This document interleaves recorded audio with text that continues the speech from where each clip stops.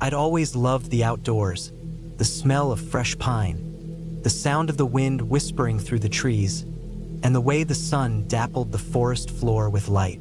But this time I'd gone too far. I had thought I knew the woods. They were just a few miles from my cabin, a place I'd visited every summer for as long as I could remember. But the moment I took that wrong turn, everything changed. It had started as an ordinary day. I packed my backpack with some snacks, water, and a map, though in hindsight I realize I didn't study it as carefully as I should have. I was just looking to stretch my legs after a long week of work, eager to escape into the quiet of the trees. The first few hours were perfect. I followed the trail I knew well, breathing in the crisp air, enjoying the solitude. There was something about being alone in nature that made everything seem simpler, more peaceful. I felt like I could breathe deeper, like the weight of the world was just a little bit lighter. But then, after a while, I came across a fork in the trail. There was no sign, nothing to tell me which direction was the right one. I'd been here before, and I was sure I knew which way to go. I didn't even check the map. I was confident I'd recognize the path. So I picked a direction and kept walking. First, it seemed fine. The trail was narrow, overgrown in places with thick shrubs and low-hanging branches, but I didn't mind. The forest had always been like that, wild and untamed. I figured I was just on a less traveled part of the path. But as time passed, I realized something was off. The trail started to get harder to follow. The trees were thicker here, the underbrush more dense. The sky above seemed to grow darker, though the sun was still high. I stopped for a moment to look around, thinking maybe I'd missed a turn somewhere, but all I could see were more trees. The woods stretched out in every direction, an endless sea of green and brown. I pulled out my map, but it was useless. The details didn't match up with what I was seeing. There were no landmarks, no clear way to tell where I was. I'd been walking for hours, but everything looked the same. The trail I thought I knew had disappeared. The forest was now unfamiliar and hostile. I started to panic. My heart pounded in my chest, and I tried to calm myself down. I told myself that I was fine, that I just needed to retrace my steps. But when I turned around, all I saw was a wall of trees. The path had completely disappeared behind me. It was as if the forest had swallowed it whole. I wasn't sure how long I'd been walking, but the sun was starting to dip lower, casting long shadows through the trees. I knew I had to make a decision, find a way out or risk being stuck in the woods overnight. The thought of staying in the forest after dark was terrifying. The woods were no place for someone alone at night, especially if you didn't know the area. I needed to find my way back before it got dark. I decided to keep walking in what I hoped was the right direction. I figured if I kept going, I'd eventually find the trail again. But every time I took a step, it felt like the trees grew closer, more oppressive.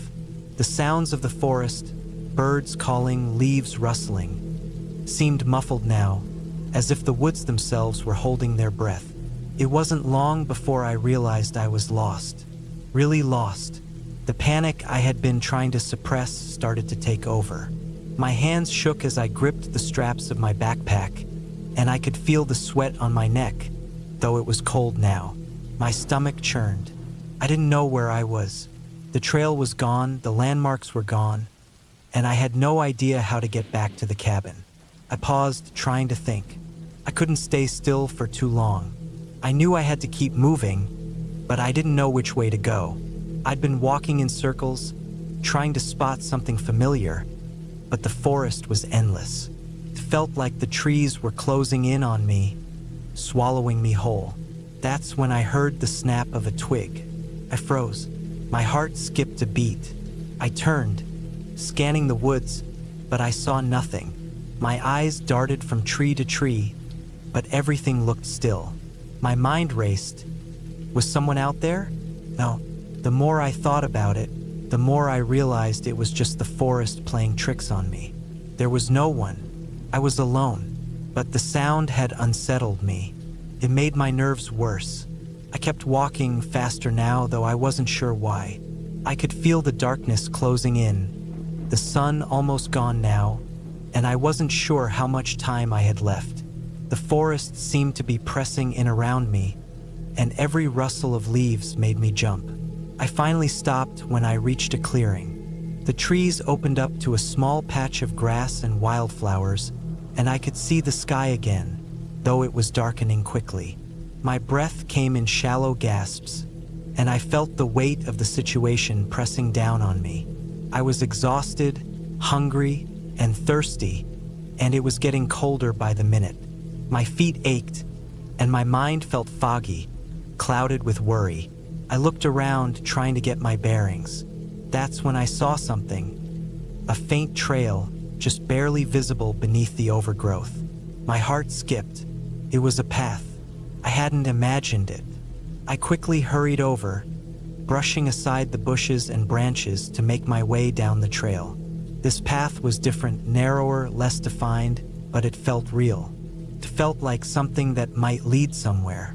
I followed it, hoping with every step that it would take me home. The sun was nearly gone now, and the forest was growing darker by the second. Every shadow seemed to stretch farther, and the rustling of leaves felt like it was coming from all sides.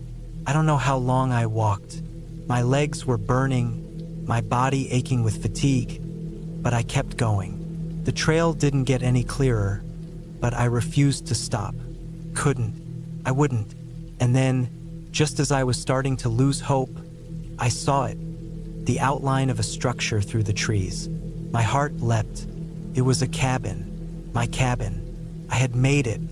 I stumbled forward, my steps clumsy, my legs shaking with relief. As I got closer, I saw the familiar shape of the old wooden cabin in the fading light. It was dark now, but I didn't care. I was back. I had made it. I reached the door, opened it, and stepped inside. The warmth of the cabin hit me, and I let out a shaky breath. The panic that had been gnawing at me all day slowly faded away as I closed the door behind me. I was safe. I sat down on the old wooden floor, my body shaking. My hands were still trembling as I took off my shoes, then my socks, and let my feet breathe. I was exhausted, but I felt a deep sense of relief too. I had made it out of the woods. It was over. I had found my way home. I didn't go back out the next day. I stayed inside, resting, recovering. The forest outside was quiet now, but I wasn't about to take any more chances. The woods were beautiful, yes, but they were also vast and dangerous. I'd learned that lesson the hard way. I'd been lost, but I'd found my way back. That was enough. I knew I wouldn't take the woods for granted again.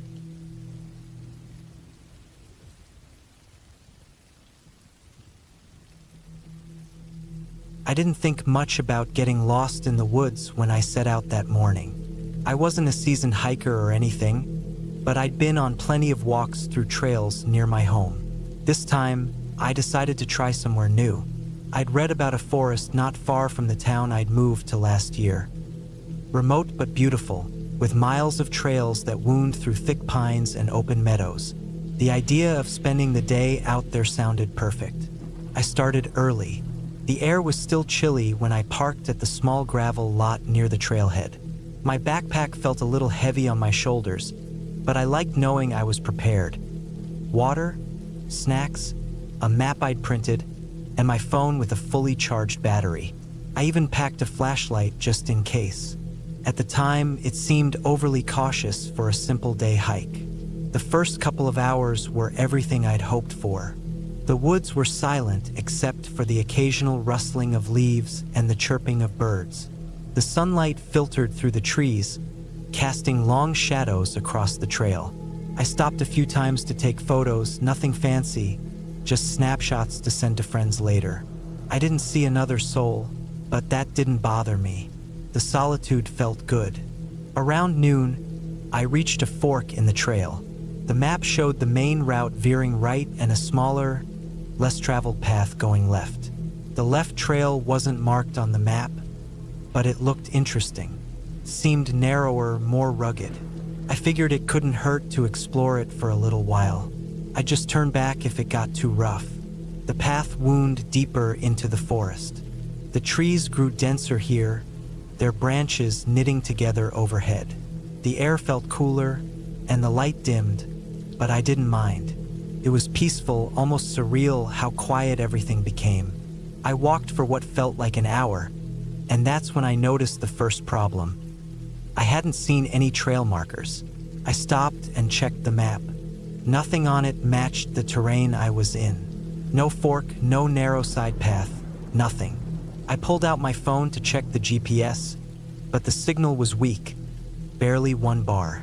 The little blue dot jumped around on the screen, making it impossible to tell where I was. Still, I wasn't too worried. I could just turn around and follow the path back to the fork. Or so I thought. I walked for another 20 minutes, scanning the ground for the trail I'd come in on. Somehow, it didn't look the same. The trees seemed different, and the path felt less distinct. I started to second-guess myself, wondering if I'd taken a wrong turn somewhere. I paused to get my bearings. The sun had shifted, and shadows stretched long across the forest floor. I told myself to stay calm. Panicking wouldn't help. I decided to keep walking, sure I'd find my way back eventually. But I didn't. The trail petered out completely, dissolving into a tangle of underbrush and fallen branches. I kept moving, thinking I could retrace my steps. Each time I thought I recognized something. A twisted tree, a large rock. I realized I'd been wrong. The forest felt endless, every direction blending into a maze of trees. By mid-afternoon, I was sweating, my heart pounding harder with every step. My water bottle was half empty, and I hadn't eaten since morning. I stopped to rest on a fallen log, trying to make sense of where I'd gone wrong. I checked my phone again, still no signal. That was the first moment I felt the sharp edge of fear. I forced myself to think logically. I had enough daylight left to keep moving, so I decided to head in one direction instead of wandering aimlessly. If I walked straight long enough, I'd have to hit a road or a trail eventually, right? The plan sounded good, but the forest had other ideas. The ground became uneven, forcing me to navigate around steep inclines and thick patches of brambles. Every detour felt like a gamble. By the time the sun dipped lower in the sky, I had no idea which direction I was heading. The forest seemed to grow darker by the minute. The air turned colder, and the shadows deepened. I hadn't seen or heard another person all day, and the loneliness started to press on me. Every sound, a snapping twig, the rustle of leaves, made me flinch. I tried not to think about animals. I knew there were bears in these woods, maybe even mountain lions. I kept walking until the light faded completely. I didn't have a choice but to stop. Using my flashlight, I found a small clearing and sat down on a patch of mossy ground. My legs ached, and my throat was dry, but I forced myself to eat a granola bar and sip some water. I didn't know how long I'd be out here, so I rationed what I had. The night was long and restless. I leaned against a tree, trying to stay awake, but exhaustion eventually pulled me under. I woke up shivering, my neck stiff and sore. The forest was silent, the kind of silence that felt unnatural. When dawn finally came, I felt a surge of relief. The soft light made the woods look less threatening, but I knew I couldn't let my guard down. My water was almost gone, and my legs felt heavy as I started moving again. I don't know how long I walked that day. Hours, maybe. Time blurred into a cycle of hope and frustration. I thought I saw an opening in the trees, a meadow perhaps, but it turned out to be another trick of the light. I called out a few times, my voice cracking from dehydration, but no one answered. By the second night, I was running on fumes. I found a shallow stream and drank straight from it, ignoring the risks. The water was cold and sharp, and it gave me just enough strength to keep going. On the third day, something changed. I stumbled into an area that felt different. less wild. The trees were farther apart, and I saw a faint indentation in the ground that could have been a trail. I followed it, my heart pounding with cautious hope. After what felt like an eternity, I heard it, the distant hum of a car engine. The sound was faint, but it was unmistakable. I pushed through the underbrush, tripping over roots and scraping my arms on branches. When I broke through the tree line, I almost cried. I had found a dirt road. It wasn't much, just a narrow, rutted path that wound through the forest. But it was enough. I followed it, my legs trembling with every step. About an hour later, I saw a small cabin up ahead. It looked abandoned, but it didn't matter. I knocked on the door, hoping for help, but no one answered. I rested on the porch, too tired to go any farther. Eventually, I heard the sound of tires crunching gravel. A pickup truck appeared, its headlights cutting through the trees. The driver stopped and stared at me, clearly surprised to find someone out here. I explained what had happened as best as I could, my words slurring from exhaustion. He gave me water and a ride back to town, where I learned I'd wandered more than 10 miles from the original trail. That experience changed me. I still love the woods, but I respect them more now. I've learned that nature doesn't care about your plans or your confidence. It's beautiful, yes, but it's also indifferent. I'll never forget those 3 days. How close I came to disappearing without a trace. Now, whenever I hike, I carry more than just a map and a phone. I carry the memory of what it felt like to be truly lost. And I never, ever stray from the trail.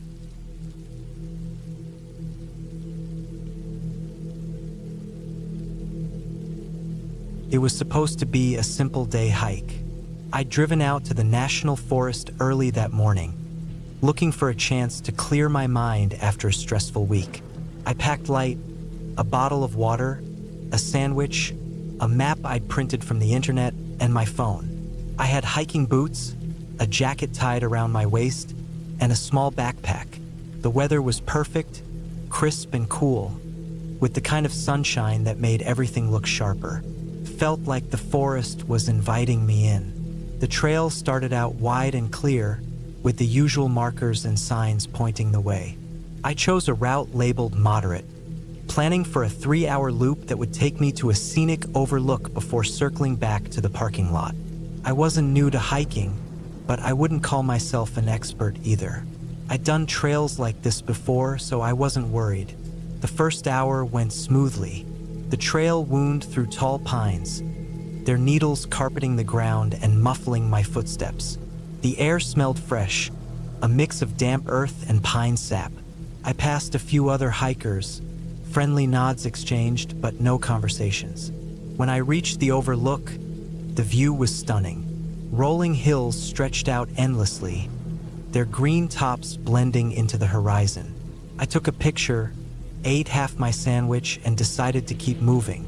That's when things started to go wrong.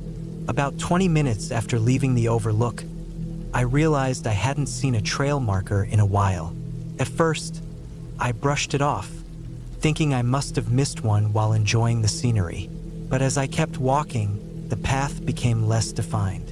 Roots and rocks jutted out where the dirt had been worn away, and the trees seemed to crowd closer together.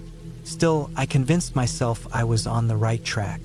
The map showed a clear loop, and I hadn't taken any turns. Another 10 minutes passed, and unease settled in my chest. The trail I was on now didn't look like a trail at all. It was just a narrow strip of flattened grass winding deeper into the woods.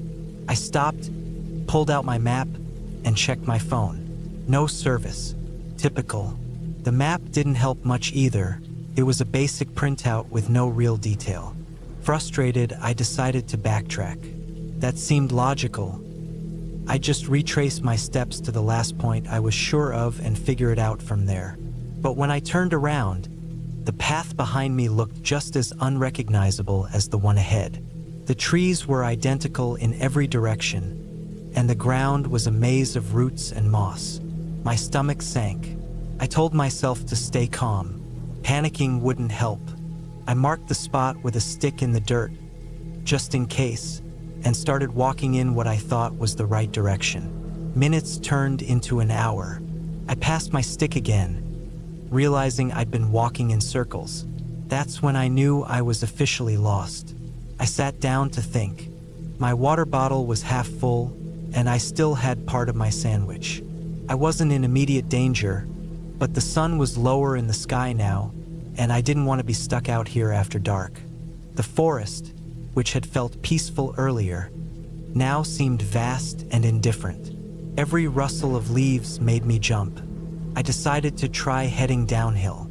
I'd read somewhere that following a slope could lead to water, and where there's water, there's usually civilization. So I picked a direction and started walking. The ground was uneven, and I had to be careful not to trip. My boots scraped against rocks, and branches snagged my jacket. The deeper I went, the harder it became to tell if I was making progress. Hours passed. The light was fading fast. My legs ached, and my throat was dry. I rationed the last of my water, sipping just enough to keep going. When night fell, the forest transformed. The trees became shadowy giants, their branches twisting like arms. I could barely see a few feet ahead. I used the flashlight on my phone sparingly, worried about draining the battery. I found a flat spot under a tree and decided to stop for the night. Sleeping wasn't an option, I was too scared. Instead, I sat with my back against the trunk, listening to the night sounds. Crickets chirped, owls hooted, and once, I heard what I was sure was a coyote in the distance. I clenched my jacket tighter around me and waited for dawn. When the first rays of sunlight filtered through the trees, I felt a surge of relief. Everything looked less menacing in daylight. I got up, stretched my stiff limbs, and started walking again. My plan was simple. Keep moving and hope for a sign of civilization, a road, a cabin, anything. The forest seemed endless, but I tried not to think about that. One step at a time. By midday, hunger gnawed at me. I'd finished the sandwich the previous afternoon and had nothing left to eat. My mouth was parched and my thoughts grew sluggish. I stumbled into a small creek and nearly cried with relief. The water was cold and clear, and I drank until my stomach hurt. It wasn't smart. I knew about the risks of drinking untreated water, but I was desperate. Following the creek felt like my best option, so I walked along its edge. The ground was muddy, and I slipped more than once, but it was better than wandering aimlessly. Hours later, I spotted something in the distance, a fence. My heart raced. It was old and rusted, but it was a sign of people. I climbed over it and kept moving, my energy renewed. The fence led to a dirt road. I don't think I've ever been so happy to see tire tracks in my life. I followed the road for what felt like forever, until finally, I saw a house. It was small and weathered, but smoke curled from the chimney.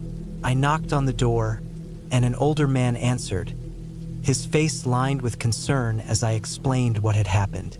He gave me water and let me use his phone to call for help. Sitting in his kitchen, wrapped in a blanket, I felt a wave of gratitude wash over me. I'd made it out. It took me weeks to fully recover. I'd lost weight, and the exhaustion lingered. But the experience taught me something I won't forget. The wilderness doesn't care about you. If you're not prepared, it will humble you. Now, whenever I go hiking, I take a proper map, extra water, and a whistle. I don't trust printed maps or phone signals anymore.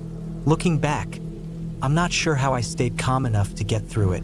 Maybe it was sheer determination, or maybe I was just lucky. Either way, I'm never underestimating nature again.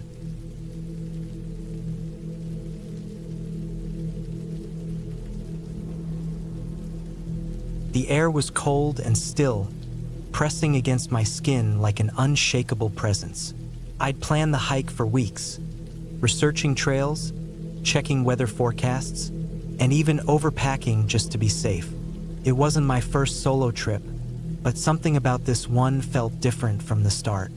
Maybe it was the unusually quiet morning or the vague sense of unease I felt when I parked my car at the trailhead. Whatever it was, I brushed it off. I slung my pack over my shoulders and headed into the woods. The trail was well marked, at least at first, weaving through tall pines that seemed to stretch endlessly into the gray sky. I'd chosen this route because it was remote, promising solitude and a chance to reset.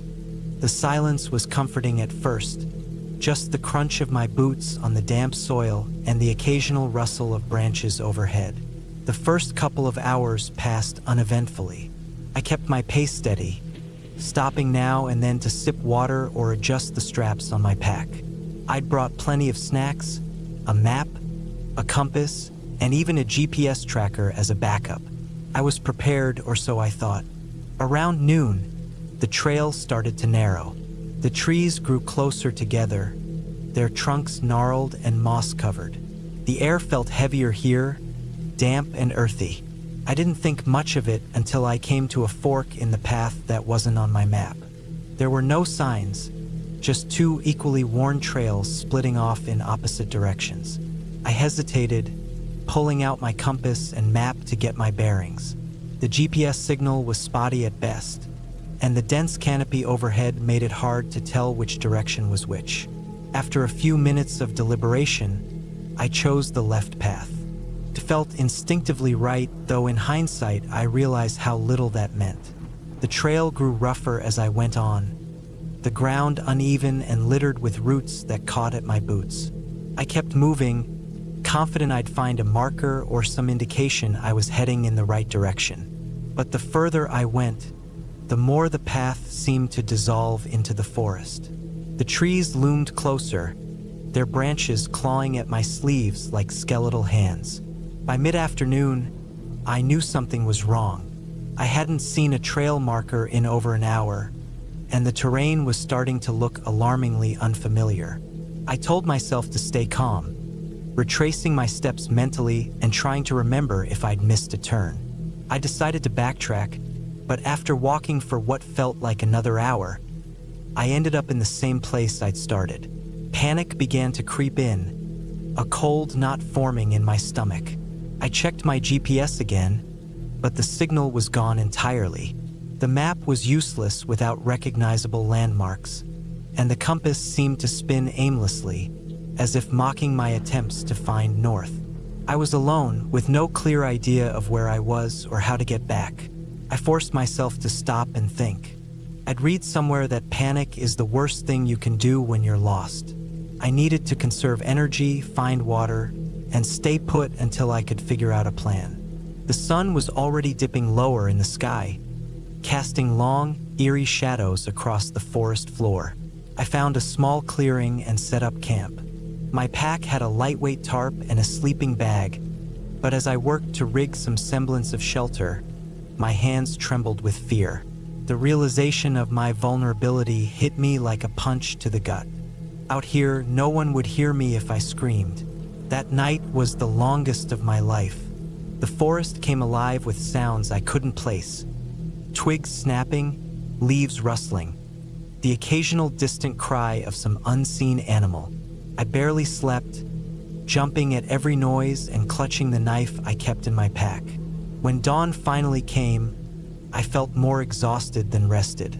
I knew I couldn't stay in one place forever. I needed to find water and, ideally, a way out. I packed up and started walking, trying to keep a steady pace and make note of landmarks as I went. The forest seemed endless, every direction blending into the same monotonous tangle of trees and undergrowth. Around midday, I stumbled upon a creek. The sight of running water filled me with a fragile hope. I knelt down, cupping my hands to drink before refilling my bottle. The cold water soothed my parched throat, but the relief was short-lived. I realized following the creek might lead to a larger water source, or it could lead me deeper into the wilderness. I chose to follow it anyway, reasoning that water was my best bet for survival. The creek twisted and turned, cutting through the dense forest like a silver ribbon. The ground was slippery and uneven, forcing me to move slowly and carefully. The sun climbed higher, then began its slow descent, casting the forest in a dim golden light. By the time night fell, I was no closer to finding my way out. My legs ached, and blisters had formed on my heels from hours of walking. I set up camp again, this time near the creek, hoping the sound of running water would keep my nerves in check. Didn't. The second night was worse than the first. The forest seemed to close in around me, every sound amplified by the oppressive darkness. I couldn't shake the feeling that I was being watched, though I knew it was just my mind playing tricks on me. Sleep came in fitful bursts, broken by nightmares and the occasional snap of a branch nearby. The next morning, I felt a gnawing sense of urgency. I couldn't keep wandering aimlessly. I needed to make a decision. I decided to climb a tree to get a better view of my surroundings, hoping to spot a landmark or, better yet, a clearing. The climb was harder than I anticipated, my muscles protesting with every pull. When I finally reached a sturdy branch near the top, I looked out over the endless sea of green. It was breathtaking in its vastness and utterly disheartening. There was no sign of civilization, just miles of forest stretching in every direction. Despair threatened to overwhelm me, but I forced myself to focus. I spotted a distant ridge that looked slightly less wooded, a potential path out of this nightmare. With renewed determination, I climbed down and started making my way toward it. The journey was grueling. The underbrush was thick, tearing at my clothes and skin as I pushed through. The ridge seemed closer at first, but as the hours wore on, it felt like a mirage, always just out of reach. When I finally reached the base of the ridge, the sun was setting again. I scrambled up the rocky slope, my hands raw from gripping jagged stones. At the top, I collapsed, gasping for breath. That's when I saw it. A thin column of smoke rising in the distance. My heart leapt, hope flooding through me like a tidal wave. Where there's smoke, there's people. I didn't care how far it was or how long it would take. I knew I had to reach it. The next morning, I set out with renewed purpose. The trek was arduous, but the sight of that smoke kept me going. When I finally stumbled into a small clearing and saw the cabin, I nearly cried with relief.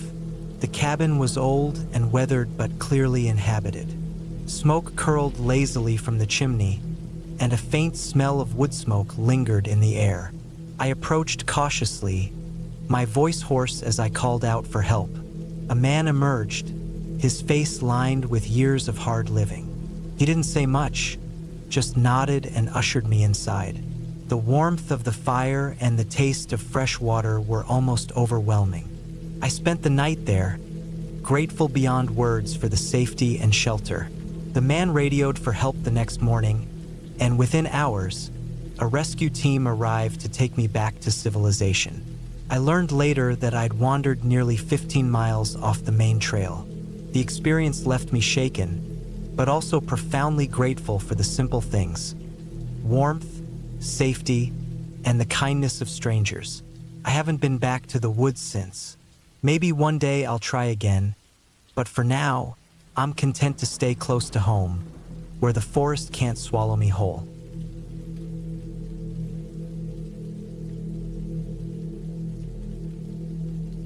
The hike was supposed to be straightforward. It was a sunny Saturday morning, and the air was crisp, carrying a faint pine scent.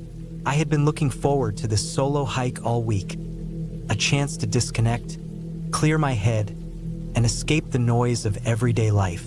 My plan was simple: follow a marked trail that looped around the forest and brought me back to the parking lot by late afternoon. The map I printed showed a 12-mile path with markers at key points, and I felt confident. I packed light: a bottle of water, some trail mix, a rain jacket, and my phone. I had debated bringing a small first aid kit but decided against it, reasoning that I wouldn't need it on such a short hike. It's funny how, looking back, small decisions can have such huge consequences. The first few miles were perfect. The forest was alive with sounds, the rustle of squirrels darting through the underbrush, the distant call of birds, and the occasional snap of twigs beneath my boots. Sunlight filtered through the canopy, casting dappled patterns on the ground. I paused frequently to take it all in, feeling at peace. Somewhere around mile 5, I came to a fork in the trail. The signpost was weathered, its lettering faded. One arrow pointed left, marked Main Loop, while the other pointed right towards something labeled Overlook. A quick glance at my map didn't show the overlook, but I figured it was a minor detour. Curious and drawn by the thought of a view, I turned right. The path grew narrower, winding through thicker trees. After about 15 minutes, I started to feel uneasy. The trail wasn't as well maintained as the main one, with roots and rocks jutting out, forcing me to watch my step. Still, I kept going, convinced the overlook was just ahead. But the more I walked, the less like a trail it felt. That's when I made my first mistake. Instead of turning back, I decided to push forward. I told myself I'd find the main loop eventually, either by circling around or by cutting through the forest. It seemed logical at the time. An hour later, I knew I was in trouble. The trail had vanished completely, replaced by dense undergrowth and scattered trees. The forest felt different here, darker, quieter, almost suffocating. My phone, which had been tracking my route, had no signal. I tried retracing my steps, but everything looked the same. The sun was lower now, and the shadows stretched long and thin. I realized I hadn't eaten or drunk anything in hours, so I sat down on a mossy log and pulled out my water bottle. It was almost empty. I felt a wave of panic rise in my chest, but forced it down. Panicking wouldn't help. I needed a plan. The first rule of being lost, I remembered, was to stay put and wait for help. But no one knew exactly where I was. I hadn't told anyone about the detour, and the trailhead was far enough from town that it didn't get much traffic. If someone realized I was missing, it might not be until late tonight, or even tomorrow. I decided to keep moving. If I could find a stream or a clearing, I might regain my bearings. Streams often lead to larger bodies of water or signs of civilization. At least that's what I thought. Hours passed. The forest grew darker, colder. I hadn't brought a flashlight, and my phone battery was draining fast. I tried using its flashlight sparingly, but it only illuminated the immediate area, leaving the rest of the forest an endless black void. By the time night fell completely, I was exhausted. My legs ached, my throat was parched, and every sound made me jump. A snapping twig, a distant rustle, even the hoot of an owl. I found a spot beneath a large tree and huddled there, wrapping my rain jacket around me for warmth. The night was long, and the cold seeped into my bones. When dawn finally broke, I felt a flicker of hope. The morning light made everything seem less threatening, and I forced myself to get up and keep moving. I stumbled upon a small stream not long after and drank greedily, though I knew the water might not be safe. It tasted metallic, but I didn't care. Following the stream seemed like the best option. The terrain was rough, steep slopes, slippery rocks, but the water gave me a direction. I noticed animal tracks along the banks, some of which made my stomach tighten. They were larger than I wanted to think about. Around midday, I found a patch of wild berries. I vaguely remembered reading that some were safe to eat, while others weren't. These were dark purple and looked familiar, so I risked it. They were tart but satisfying, and I ate handfuls until my stomach felt better. The second night was worse than the first. My muscles were stiff and my head throbbed. The forest felt alive in a different way at night, with sounds that didn't seem natural. I barely slept, jolting awake at every noise, real or imagined. On the third day, I started to feel desperate. My water bottle was empty again, and the stream had veered into a marshy area I couldn't navigate. My body felt sluggish, and my thoughts were muddled. Was anyone even looking for me? Would they know where to start? I stumbled on a ridge around noon. Climbing it was painful. Every muscle screamed in protest. But when I reached the top, I saw a dirt road in the distance. Relief surged through me, giving me a burst of energy. I scrambled down the ridge, not caring about scrapes or bruises. The road was deserted, but it was a road. I followed it, dragging my feet, until I saw a mailbox ahead. A mailbox meant a house, and a house meant people. By the time I reached the driveway, I was barely able to stand. A middle-aged man came out, his face a mix of confusion and concern. He helped me inside, gave me water and food, and called for help. It turned out I was nearly 20 miles from the trailhead.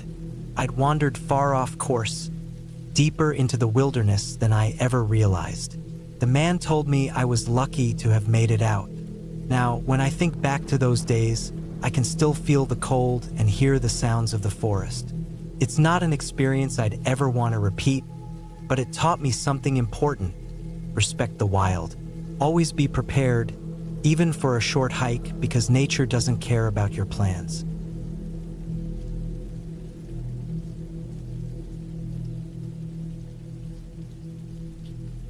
I didn't plan on spending that night in the cabin. In fact, I hadn't even planned on being in the woods for more than a few hours. It was supposed to be a straightforward hike, just a day trip to clear my head after a rough week at work. The trailhead wasn't far from the parking lot, and I figured I'd be back before sundown. The air was crisp that morning, with the faint scent of pine drifting through the trees, the kind of air that makes you feel alive. I had my day pack with a water bottle, a granola bar, and my phone. I didn't bring a map or a compass because the trail was marked, and I wasn't planning on venturing off it. That turned out to be my first mistake. The trail was quiet, almost too quiet. The usual sounds of birds and rustling leaves were muted, as if the forest was holding its breath. I chalked it up to the colder weather. It was mid-November, and the first frost had already come and gone. The trees were bare, their skeletal branches stretching toward the sky. About 2 hours in, I decided to take a break at a clearing. I sat on a fallen log and sipped my water, staring out at the expanse of trees. There was something peaceful about being so far from everything. No emails, no phone calls, no people. Just me and the woods. But when I stood up to continue, I realized I hadn't been paying attention to where the trail was. The path that had been so clear earlier now seemed to vanish into the undergrowth. I walked in the direction I thought I'd come from, but nothing looked familiar. I told myself not to panic. The parking lot wasn't far, and I'd find my way back if I just kept walking. An hour passed, then two. The sun was starting to dip lower in the sky, and the shadows stretched long across the forest floor. My phone, which had been my backup plan, had no service.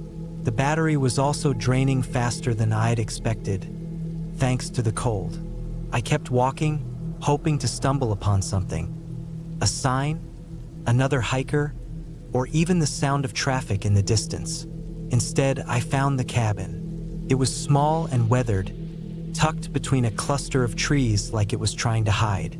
The wood was dark and splintered, and the roof sagged under the weight of years. The windows were boarded up, but the door was slightly ajar, hanging crooked on its hinges. At first, I thought it might be abandoned, but then I saw the faint trail of smoke rising from the chimney. Someone was here. Relief washed over me as I approached. Whoever lived there could help me get back to the main trail, or at least point me in the right direction. The door creaked loudly as I pushed it open. Inside, the air was thick with the smell of damp wood and something else I couldn't place. The single room was dimly lit by a fire in the stone hearth. There was a table, a chair, and a cot pushed against the far wall. The place looked like it hadn't been touched in years. Cobwebs hung from the ceiling, and dust coated every surface. But the fire was fresh, the embers glowing red and orange. Someone had been here recently. I called out, but there was no answer. I hesitated, feeling uneasy about being in someone else's space uninvited. But the cold was biting now, and the fire was the only source of warmth for miles. I decided to wait. Whoever lived here would return eventually, and I could explain my situation then. I sat by the fire, rubbing my hands together to bring the feeling back into my fingers. The silence was heavy, broken only by the occasional crackle of the flames. I noticed a few odd details as I waited. On the table, there was a hunting knife with a blade that looked freshly sharpened. Beside it was a bundle of rope, coiled neatly like it was ready for use. Against the wall, there was an old metal trap, the kind used for catching animals. But it wasn't rusted or dusty like the rest of the cabin. It looked almost new. Something about those objects made my skin crawl. They didn't belong in a place like this. They were too deliberate, too functional. I started to wonder if the person who lived here would actually be the kind of person I wanted to meet. The sun had fully set by the time I heard the sound. Footsteps, crunching through the dead leaves outside. My heart pounded as I stood, unsure of what to do. The door was still open, and I could see the faint outline of a figure approaching. Whoever it was stopped just outside the doorway. I couldn't make out their face, but they were holding something. A long, narrow object slung over their shoulder. A rifle, maybe? They didn't come in. They just stood there, breathing heavily like they'd been running. My instincts screamed at me to leave, but there was nowhere to go. The forest was pitch black now, and I had no flashlight. Finally, the person spoke, their voice low and rough. They told me to stay where I was. They stepped into the light of the fire, and I saw their face. It was a man, older than me, with a scruffy beard and eyes that looked like they'd seen too much. He didn't ask why I was there or if I needed help. Instead, he started asking questions, where I'd come from, how long I'd been in the woods, and if anyone knew I was out here. His tone was sharp, almost accusatory, like he was trying to catch me in a lie. I answered as calmly as I could, but I could feel the tension building in the room. He didn't like my answers, and I could tell he didn't trust me. Then he said something that made my blood run cold.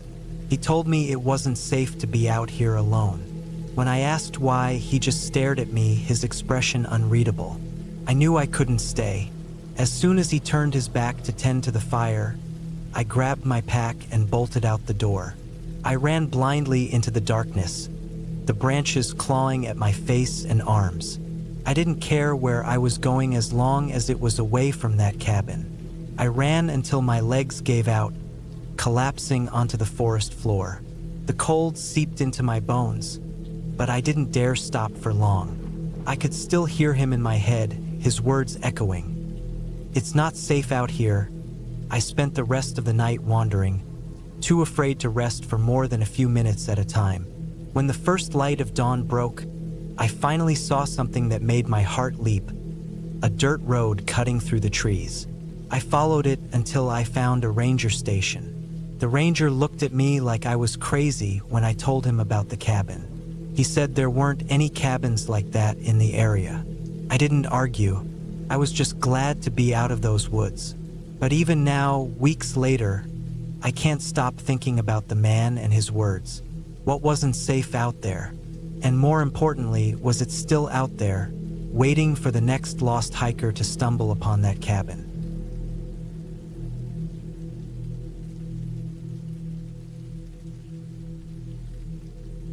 It started as a casual afternoon hike.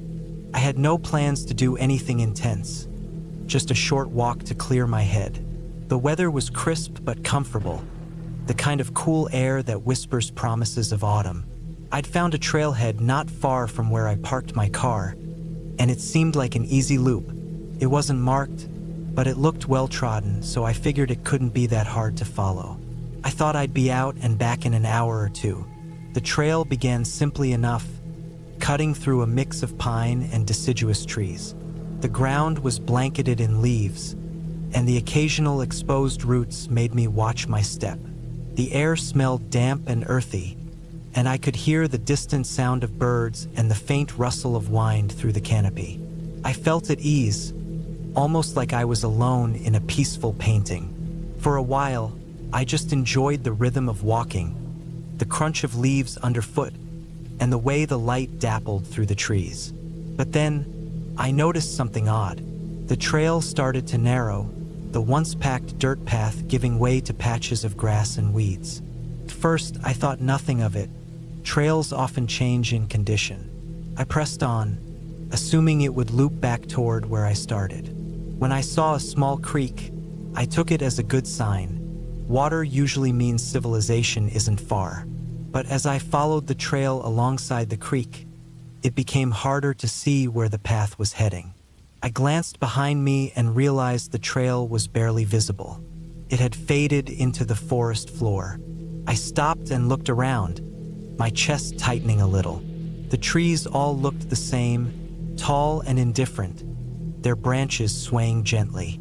There were no markers, no signs of the parking area, just an endless stretch of forest. I told myself not to panic. If I retraced my steps, I'd find my way back. I turned around, trying to mentally mark the path I'd taken. But when I walked back, everything looked different. The sense of unease grew stronger. I felt stupid for not paying closer attention to the trail earlier.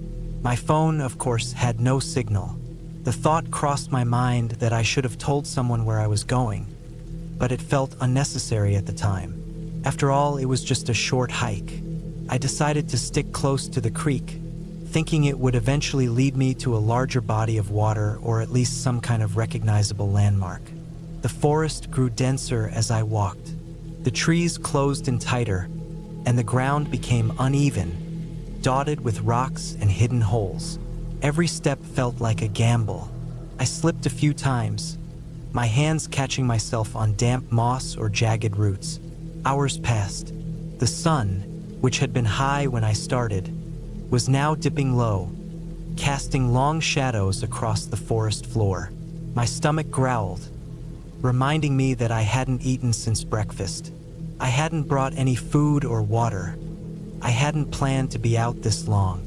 My legs were starting to ache, but stopping felt dangerous. If I sat down, I might lose my momentum. Besides, the thought of sitting in this endless forest, alone and uncertain, was unbearable. As the light dimmed, I started to think about what I'd do if night fell before I found my way out. The idea of being in the woods after dark terrified me. I had no flashlight, no jacket, nothing to make myself comfortable or safe. I scoured the ground for sticks I could use as walking aids, picking up one sturdy enough to lean on. It was small comfort, but it felt like I was doing something to prepare. The forest grew eerily quiet. The birdsong had stopped, replaced by the occasional creak of a tree or the distant sound of water. Every little noise made me jump. A twig snapping, leaves rustling in the wind. I felt like I was being watched, though I knew it was just my mind playing tricks on me. Still, I couldn't shake the feeling. I forced myself to focus on practical things.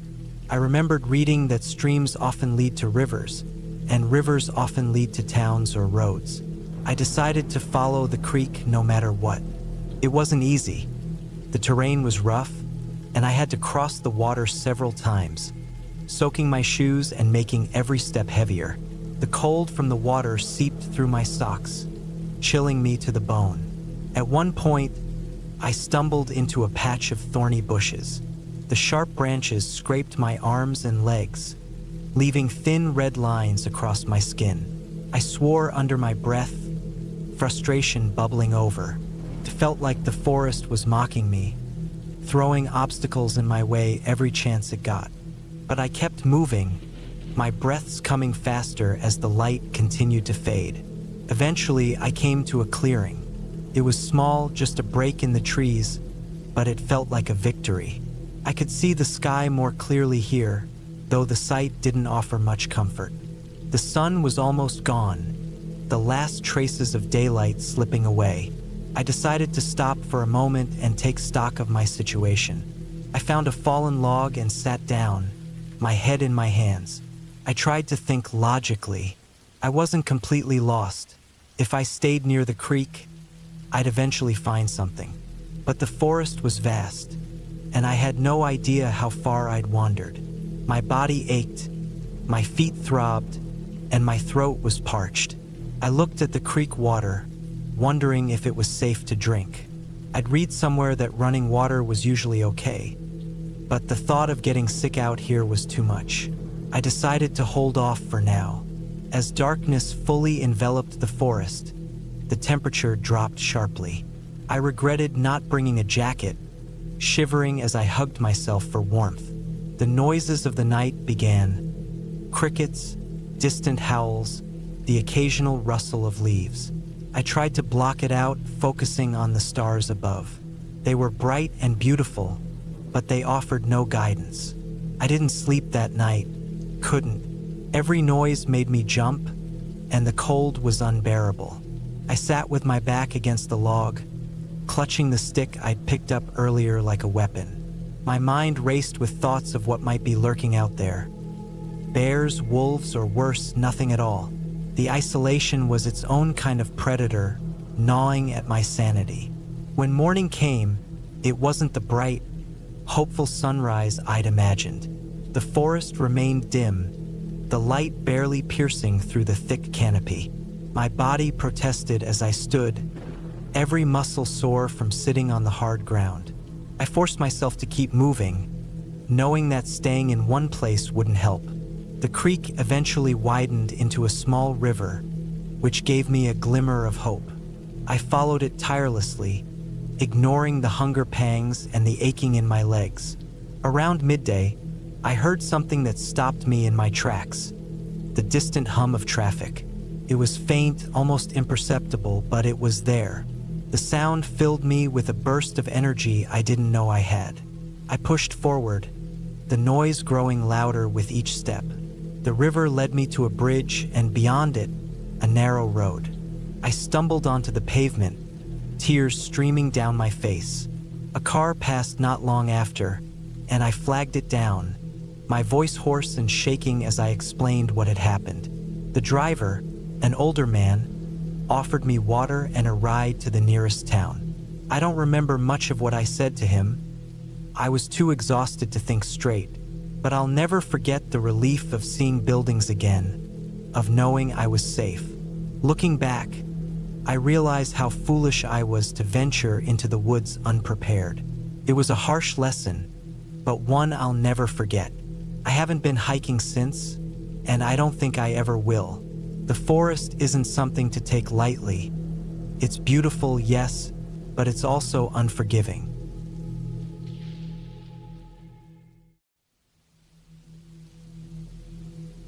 After a long day of hiking through the dense forest of the Swiss Alps, our group of 4 arrived at our campsite just as the sun began to dip below the horizon. We were all exhausted from the 12-mile trek, but there was something oddly satisfying about reaching the end of our trail. The trees surrounded us in a protective embrace, their tall trunks rising up like silent sentinels. We quickly unloaded our backpacks and began setting up our tents. It didn't take long before the fire pit was dug, and we had a small fire crackling away, throwing warm light into the gathering dusk. There was something comforting about the flames as they flickered, casting long shadows around us. I sat by the fire, peeling off my boots and sighing with relief as I stretched my sore feet out. Emily, always the one to take charge of everything, made sure the fire was well fed with wood. She was in her late 20s, a few years younger than me, but had this no-nonsense attitude that made her a natural leader. Emily had organized this trip, and while I had my reservations about the remote location, I trusted her judgment. Our group consisted of me, Emily, and 2 of our friends. Daniel, a quiet, introverted guy in his early 30s, and Nora, a woman around my age who loved to joke and always lighten the mood, even when things felt tense. We hadn't been on a hiking trip like this for a while, and the thrill of being out in the wilderness felt like the perfect escape. That night, we roasted marshmallows, shared stories, and laughed. But as the fire began to die down, I couldn't help but notice how still the forest had become. There was no wind rustling through the trees, no chirping of crickets, just the crackle of the fire and the occasional sound of the firewood settling. It wasn't until later, when the fire had burned down to glowing embers, that I heard it, a faint rustling from somewhere in the dark woods. At first, I thought it was just an animal, a deer maybe, or a squirrel moving through the underbrush. We were far from any towns, and wildlife was common in these parts. I glanced over at the others. They didn't seem to notice it. Emily was talking to Nora about some new hiking gear she had bought. Daniel was fiddling with his phone, his face lit by the dim light, and Nora was half listening, half staring into the fire. I shrugged off the unease that crawled up my spine and returned my focus to the fire. But the rustling continued, faint but persistent. It seemed to be moving closer, just beyond the tree line. I stood up and grabbed the flashlight I had left by my pack. "I'll check it out," I said, my voice sounding less certain than I wanted it to. Emily gave me a quick glance but didn't argue. "Be careful." I stepped away from the warmth of the fire, the cool night air hitting my skin. The flashlight beam cut through the darkness, sweeping over the trees and thick underbrush. I scanned the area, but all I could see were the outlines of the towering pines, their trunks seeming to stretch endlessly into the night. Nothing. Ibaita moment, listening. The rustling had stopped. Maybe it had just been a small animal after all. I made my way back to the camp, shaking my head at myself. The wilderness could make you paranoid, I supposed. "I don't know what I was thinking," I said as I sat back down beside the fire. Emily didn't look up. She seemed a little distant, like her mind was somewhere else. The rest of the night passed without incident. We all settled into our tents by 11 p.m., the forest around us eerily silent.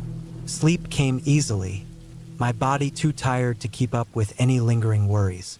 The next morning, I woke up to the smell of damp earth and the sound of birds calling in the distance. The camp was quiet, too quiet. I unzipped my tent and crawled out, blinking against the bright morning light. That's when I noticed something strange. Daniel's tent was empty. It wasn't just that he was gone. His sleeping bag and gear were still inside. His pack, the one he always kept by his side, was untouched. It was as if he had gotten up and walked away in the middle of the night. "Emily," I called softly, stepping over to her tent. She emerged a moment later, rubbing her eyes. "What's wrong?" I pointed to Daniel's tent. "He's gone." She looked at the empty space. Her expression shifted from confusion to concern. Where would he have gone? It's too early for him to be off hiking alone. We both stood there, staring at the tent for a moment. I don't know why, but I had this feeling in the pit of my stomach, a feeling I couldn't shake. This wasn't just a case of him waking up early and going for a walk. Something was wrong. Nora came out of her tent a few moments later, stretching and yawning. "What's going on?" "Daniel's missing," I said, my voice tight, face paled. "What do you mean, missing?" "I mean, he's gone," Emily said, frustration creeping into her voice. "His tent's still here, but there's no sign of him." We started searching immediately, checking the area around the campsite. We called his name, though I knew it was pointless. The forest was dense, and there were no signs of a struggle, no obvious trail that would lead us to him. It felt like he had just vanished into thin air. Then we noticed something strange. There were footprints, barefoot, odd-shaped, and leading away from the camp into the forest.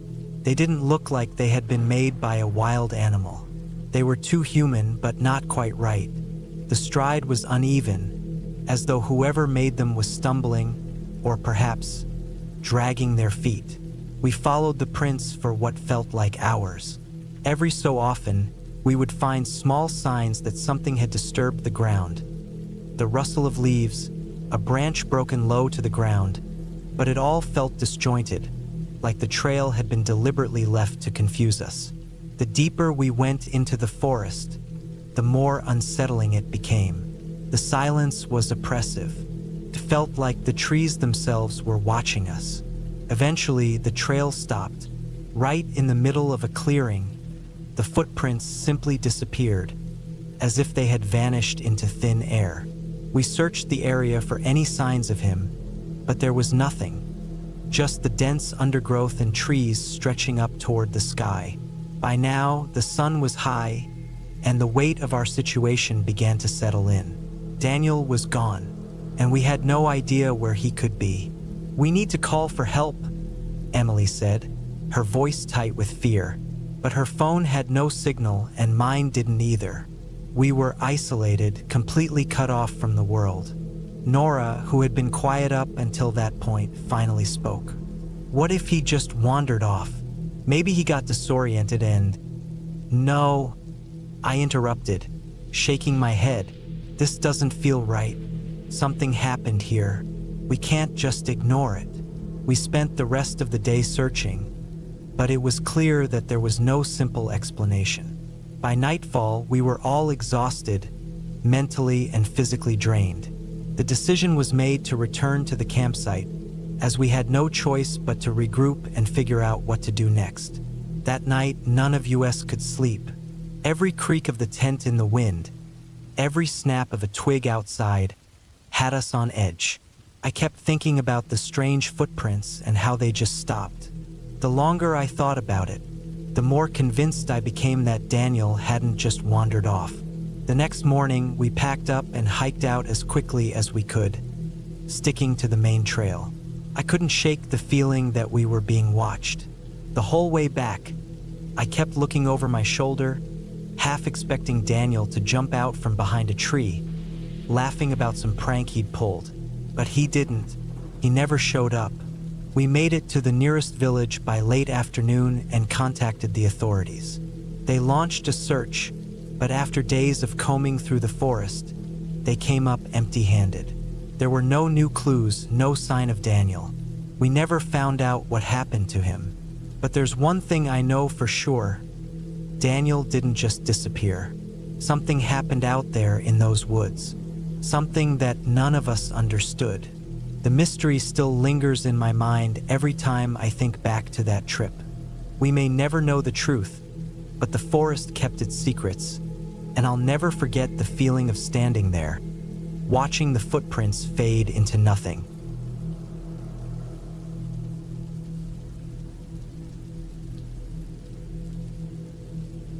I had been hiking for hours, the sun high and hot above me, the air thin and dry in the late summer heat. I didn't expect much today, just a quiet walk to clear my head. The trail had started quiet enough, an old logging road cutting through the thick pines and birches of the forest. The kind of hike you do when you just need to be alone. But as the afternoon stretched on, something changed. In the distance, I noticed a thin plume of smoke rising into the sky. It wasn't much at first, barely a wisp caught by the wind, but it caught my attention. I figured it was from a controlled burn, a routine thing they did around here. I'd been hiking in these mountains enough to know that wildfires weren't uncommon, especially in a dry year like this one. It was no big deal. I kept moving, though just a little faster now. The smoke seemed to thicken as I pressed on, and the air grew heavier. The scent of burning would sharp in my nose. At first, I didn't think much of it. It's a big forest, and the fire seemed far off. It wasn't until I heard the crackling, the unmistakable sound of burning wood, that I started to worry. I stopped for a moment to listen, my heart thudding in my chest. There was something unsettling in the sound, like it was closer than I realized. The crackling became a roar, the wind picking up, pushing the smoke in thick, choking waves across the trail. I turned around, and for the first time since I'd started the hike, I noticed that the forest had become eerily quiet. No birds, no wind through the trees, just the crackling fire growing louder, like it was coming straight for me. I turned back toward the trail, my heart starting to race. The only way out was the way I came, but as I jogged back, I saw the trail was already filled with people. Others who had been hiking too, now running in the opposite direction. Panic was starting to set in, and I could see it in their eyes, the fear in their faces. The fire was moving fast. I pushed through the group, trying to stay calm. But the more I looked around, the more I realized the fire was closing in, fast. The wind had picked up, and the smoke was so thick now, I could barely see 10 feet in front of me. The temperature had started to rise, and my skin felt hot under the heavy air. I made a snap decision. I couldn't go back the way I came. The trail was already crowded with hikers trying to escape, and it was obvious they were struggling. I couldn't stay in that chaos. I needed to find a way out of the forest, but I couldn't see any clear path. The fire was getting closer, and every step forward felt like I was walking into the heat of it. I made my way through the thick trees, ducking low and pushing branches out of the way. The trail had turned into a labyrinth of underbrush and rocks. Each step felt like a gamble, the fire growing louder, the air heavier with the scent of burning pine and ash. I could hear the crackling all around me now, not just in one direction, but from every corner. The fire was coming at me from all sides. At one point, I thought I saw an old dirt road through the trees, a possible escape route. But as I ran toward it, a sharp crack sounded from behind, and a tree branch snapped like a rifle shot. I turned just in time to see the fire leaping from the ground to the canopy above, engulfing everything in a fiery flash. The heat was unbearable, the smoke so thick that I could barely breathe. I knew I couldn't make it through that. I couldn't go forward, and I couldn't go back. Every direction was blocked by flames or falling trees. For a moment, I felt completely trapped, hopeless. But then I remembered something. There was a cabin nearby. I'd seen it on the map before, a small, isolated cabin by a lake, used mostly by hunters in the winter. I didn't know if it was still standing or if it had been abandoned, but it was my only hope. It was the only place I could think of that might be far enough from the fire to survive. I sprinted through the forest, desperate now, ignoring the stinging smoke in my eyes, the thick ash that fell like snow around me. I kept my head low, watching for any sign of the cabin. Every so often, I thought I saw movement in the trees, but it was just the wind or the shadows of burning trees. I don't know how long I ran. Could have been an hour or maybe more. My legs were burning, my lungs aching with every breath, but I couldn't stop. I had to keep going. Finally, through the haze of smoke, I saw it, the cabin. It was old, made of dark wood, with a weathered roof and a front porch that sagged with age. But it was still standing. I stumbled up the steps, my hands shaking as I reached for the door. It creaked open, and I collapsed inside, closing the door behind me. I could hear the crackling of the fire outside, but the cabin was a small fortress, its walls thick enough to keep most of the heat at bay. I tried to catch my breath, every inhale like inhaling fire, but at least I was safe. The night was long. The fire raged outside, the wind howling through the trees. I kept the door shut tight, the windows covered with whatever old sheets I could find. There was no light except for the flickering of the fire outside, casting long shadows through the small gaps in the walls. At some point, I heard voices outside, people, panicked voices calling for help. I thought about going out, about helping, but then I remembered how close the fire was, how quickly it had consumed everything around me. There was no way I could make it back out there, no way I could risk it. As the night wore on, the smoke began to settle. The wind died down, and the air felt still, almost suffocating. But by dawn, the fire had passed, leaving only smoldering trees and ash in its wake. The world outside was eerily quiet, but it was over. I was alive. I walked outside the cabin, the heat from the ground still radiating in waves. The sun was just beginning to rise, casting an orange glow over the destruction. The forest was scarred, the trees blackened and twisted from the flames. But there was hope too. A small patch of green survived here and there, new life beginning to sprout in the ashes. I didn't know what would happen next, but I knew I'd made it through. The fire had come fast, and it had taken everything in its path. But I had survived, and that was all that mattered.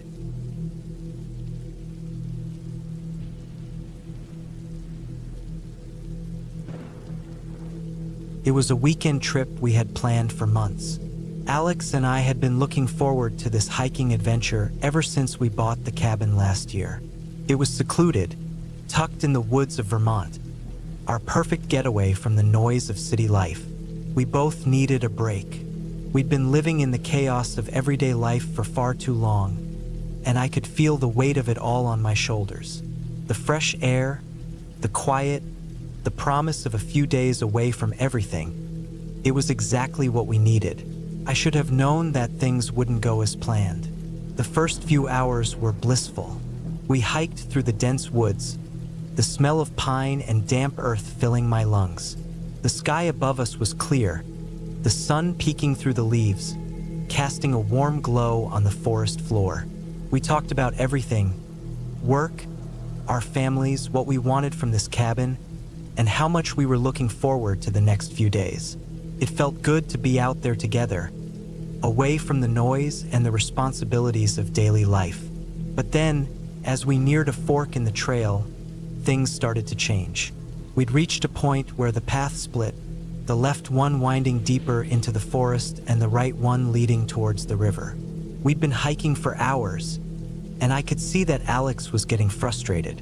I hadn't noticed before, but now I could see the tension in his shoulders, the way he kept looking at the map and then back at the trails as though there was a choice he needed to make.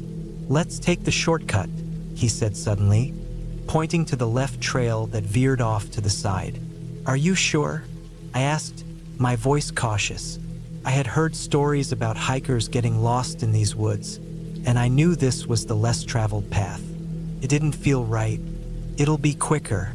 We'll get to the cabin before dark. We don't want to be out here after sunset." His voice had a hard edge to it that I hadn't heard before. I could see his jaw tightening, his eyes narrow. I didn't like the sound of it. I wanted to take the longer path, the one that followed the river, because it was easier to follow and felt safer. But I didn't want to start an argument. Not here, not now. So I agreed to go with his decision, even though a part of me felt uneasy. The further we went down the shortcut, the more the woods seemed to close in around us. The trees were thicker here, and the air grew cooler. I kept glancing over at Alex, who was moving ahead, not looking back, and I felt a pang of doubt. Something about this felt off, like we were heading into unknown territory. After a while, Alex stopped. "This way," he said, turning off the path and heading towards a small clearing that I hadn't seen earlier. I hesitated but followed him anyway. The clearing was quiet, too quiet. No birds chirping, no rustling of leaves. It was as if the forest had gone still. "This isn't right," I said, trying to keep my voice calm. "I think we should turn back." Alex didn't answer. He was already moving deeper into the clearing, the map in his hands as he tried to figure out where we were. "Alex," I called after him. "I'm not sure about this. I don't like it." But he was already out of earshot. I stood there for a moment, unsure of what to do. I couldn't just let him wander off alone.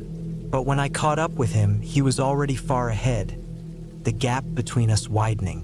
I called his name again, but there was no answer. It was as if he couldn't hear me. I watched him disappear into the trees, my heart sinking. What was happening? Why was he acting like this? Finally, my frustration got the best of me. I stopped trying to chase him and stood there in the middle of the forest, angry and confused. I told myself I'd wait for him, that he'd realize he was wrong and come back. But as the minutes ticked by and the shadows grew longer, a knot tightened in my stomach. It wasn't just frustration anymore. It was fear. I started walking again, this time trying to retrace my steps. I knew I should have stayed put, but the thought of being lost in this dark, tangled forest alone was worse than the idea of going after Alex. I pushed through the underbrush, trying to stay on the path, but everything looked the same. The trees, the rocks, the overgrown shrubs, they all blurred together. I couldn't remember which way I had come from, couldn't find the trail. My mind raced as I tried to think of where to go next. The panic set in slowly at first, but soon it was all-consuming. What if I couldn't find him? What if something had happened to him? The forest seemed to close in even tighter around me. The sounds of nature had disappeared entirely, and the only noise was the sound of my own breathing and the crunch of leaves beneath my boots. I kept calling Alex's name, hoping for an answer, but all I heard was silence. The sun was beginning to dip below the horizon, casting long, haunting shadows through the trees. I could feel the darkness creeping in, and the cold, too. I didn't want to be out here when it was dark. I picked up the pace, moving faster, but I was getting more and more lost. Every turn I took led me further into unfamiliar woods. The trees, the rocks, everything felt wrong. The sense of isolation, the vastness of the forest, it was overwhelming. It wasn't long before I lost all sense of direction. I wasn't just worried anymore. I was terrified, couldn't breathe. My heart raced in my chest as I stumbled through the underbrush, trying to find something, anything, that looked familiar. But there was nothing. It was just me and the endless forest, the night slowly swallowing me whole. And then, just when I thought I couldn't take it anymore, I heard it, a crackling sound in the distance. My heart leapt into my throat, and I rushed toward the noise, desperate for any sign of life. As I pushed through the trees, I saw a flicker of light up ahead, an orange glow that seemed like it had to be a campfire. Relief flooded over me as I hurried toward it, but when I reached the clearing, I stopped dead in my tracks. It wasn't a campfire. It was the dim light of a lantern hanging from a tree, swaying gently in the wind. Beneath it, Alex's backpack sat on the ground, empty. My stomach dropped. I called his name again, but no answer came. I could feel the weight of the silence around me, pressing in, suffocating me. There was no sign of him anywhere. No footsteps, no movement, just the eerie quiet of the forest. I wanted to scream. I wanted to break down and cry, but I couldn't. I had to keep moving. I had to find him. But where? I sat down on a rock, trying to steady my breathing, my mind racing for any possible explanation. But the only thing I could think of was the forest, how easily it could swallow you whole, how it could trick you into thinking you were on the right path when you were actually miles off course. And then it hit me. What if he had been as lost as I was? What if he had wandered off the trail and kept going, convinced he was going in the right direction? What if he was still out there somewhere? I didn't know what to do. I had no idea where to go, no idea if I was even on the right trail. The night was getting colder, and I couldn't shake the feeling that something was wrong. But then, just as I thought I couldn't go on any longer, I heard something, a voice, a faint cry in the distance. It was Alex. I knew it. I scrambled to my feet, the terror that had paralyzed me only moments before suddenly giving way to adrenaline. I followed the sound of his voice, my steps quickening as I moved through the darkness. And finally, I found him.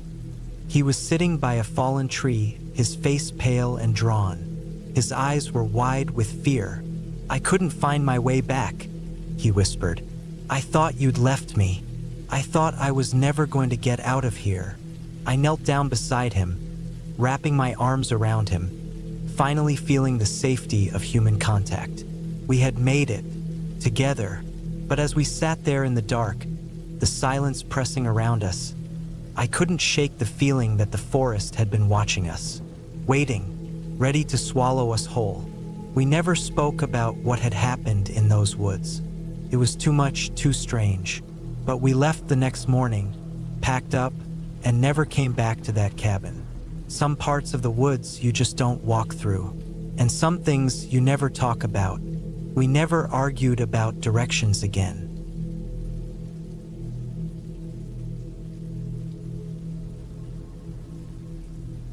After hours of hiking through the thick forest, my legs were aching and I was starting to feel a bit exhausted. The trail had been clear at first, well marked with bright yellow paint on trees and small signs to guide the way.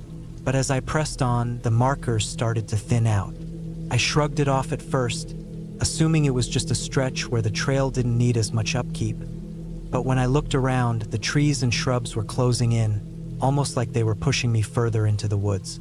The path wasn't as clear anymore, and the farther I went, the more it seemed to fade into the dense undergrowth. I stopped for a moment to catch my breath, trying to take in my surroundings. My name is Ethan, and I'm no stranger to hiking.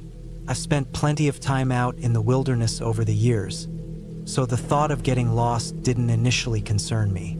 But there was something unsettling about this place. The woods felt silent. Not the usual rustling of wind through leaves or chirping birds, just silence. I couldn't remember the last time I saw or heard anything. My instincts told me something was off, but I didn't want to panic. I pushed the thought aside and started walking again, hoping to find a sign or something familiar. As I moved deeper into the woods, I started to question if I was still on the right track. The trail had become a mere suggestion now, with the ground covered in a tangle of branches and thick ferns. I kept going, trying to ignore the feeling of unease creeping up on me. It was then that I realized the markers I had passed earlier, those brightly painted strips of yellow, were nowhere to be found. In their place were overgrown vines and weeds, and I started to wonder if I'd somehow missed a turn. I retraced my steps, my heart beginning to pound as I tried to find any familiar signs. But nothing. The markers were gone. It was like the trail had never existed. Panic slowly began to set in as I realized how alone I was. There were no sounds, no signs of anyone around, just the thick forest stretching in all directions. My mind started to race. Was I lost? How far had I wandered off the trail? I tried to remember the last time I had seen a marker, but my mind was a blur of confusion. I checked my phone, but the signal was weak, and it wasn't even showing any map. I knew I had a small battery left, so I didn't want to waste it by relying on a GPS that wouldn't work. I kept walking in what I thought was the direction I had come from. The further I went, though, the more uncertain I became. Every tree looked the same. The ground was uneven, and the underbrush seemed to grow thicker with every step I took. I called out, but my voice didn't seem to reach anyone. The isolation of it all was suffocating. No one would hear me even if I shouted. The reality of being lost in the middle of nowhere began to sink in, and the weight of it was heavy on my chest. Hours had passed, but it felt like days. My legs were sore, and I was dehydrated. I was starting to feel lightheaded. I took a swig of water from my bottle and tried to focus. I needed to stay calm. I had to think. The sun was starting to dip lower in the sky, casting long shadows across the forest floor. The temperature was dropping, and I knew I had to find shelter soon. I didn't want to spend the night in the woods, especially with no fire or means to stay warm. I decided to stop for a moment, sit down, and think. Maybe I was too focused on trying to retrace my steps. I needed to stop panicking and assess the situation clearly. I closed my eyes, trying to clear my head. But when I opened them again, I realized something. The forest had changed. The trees around me no longer looked familiar. The whole landscape felt different, strange, as if I had wandered into some part of the forest I didn't recognize. That's when it hit me. I wasn't just lost. I had walked in circles. The thought made my stomach drop. I had been walking in one direction, thinking I was going back the way I came, but it didn't make sense anymore. It didn't add up. How could I not have noticed that I was going in circles? I forced myself to keep moving, trying to stay focused. But the deeper I went into the woods, the more isolated I felt. The trees were getting thicker, and the underbrush was nearly impossible to push through. Every now and then, I thought I saw a faint shape or shadow in the distance, but when I moved closer, there was nothing there. I couldn't shake the feeling that I was being watched, but every time I turned around, there was nothing, just the trees and silence. By the time night had fully fallen, I was out of options. I knew I needed to find shelter, and fast. The temperature had dropped significantly, and my breath was visible in the cold air. My stomach growled with hunger, but there was nothing to eat. I pulled my jacket tighter around me and kept walking, desperate for any sign of a way out. Eventually, I stumbled upon a small clearing. I stopped and froze, looking around. There, in the middle of the clearing, was a cabin. It was old, with peeling paint and a sagging roof. I could hardly believe my eyes. A cabin. I didn't think there was any development out here, but there it was. It didn't look like it had been abandoned too long, but it definitely wasn't well kept. The door was slightly ajar, and there was a faint light flickering from inside. I hesitated for a moment, felt strange to approach it, but I had no other choice. I was freezing, exhausted, and completely lost. The thought of spending another night out in the woods was unbearable. So, I slowly made my way toward the cabin. As I stepped onto the porch, the wood creaked under my weight. I pushed the door open a bit further, calling out softly. But there was no answer. No one inside. It was eerily quiet. I stepped in, careful not to make too much noise, and closed the door behind me. The cabin was dark, except for the dim light from a small lamp in the corner. The place smelled musty, and there was dust everywhere. The floor was creaky, and I felt a shiver run down my spine as I scanned the room. It was empty. No one had been there for a while, but it was warm inside. I pulled off my jacket and collapsed onto the nearest chair, my legs giving out from exhaustion. I had no idea who owned the cabin or why it was here, but I wasn't going to question my luck. For the first time all day, I felt a small sense of relief. I spent the night in that cabin. I didn't sleep much. Too many thoughts ran through my mind. How had I gotten so lost? What if I hadn't found this place? What if I didn't make it out of the woods? The next morning, I woke up early, the light filtering through the cracks in the walls.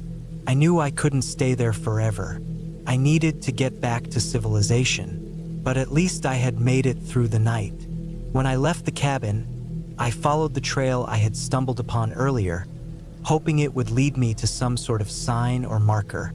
After what felt like hours of walking, I finally saw the faint outline of a sign ahead. It was a trail marker, one I recognized from the beginning of my hike. I had made it. I was back on track. The experience had left me shaken, but I had learned a valuable lesson that day. No matter how sure you are of your direction, always be aware of your surroundings. The woods can change without warning, and it's easy to lose track of where you are. But I made it out. It was over. I was going home.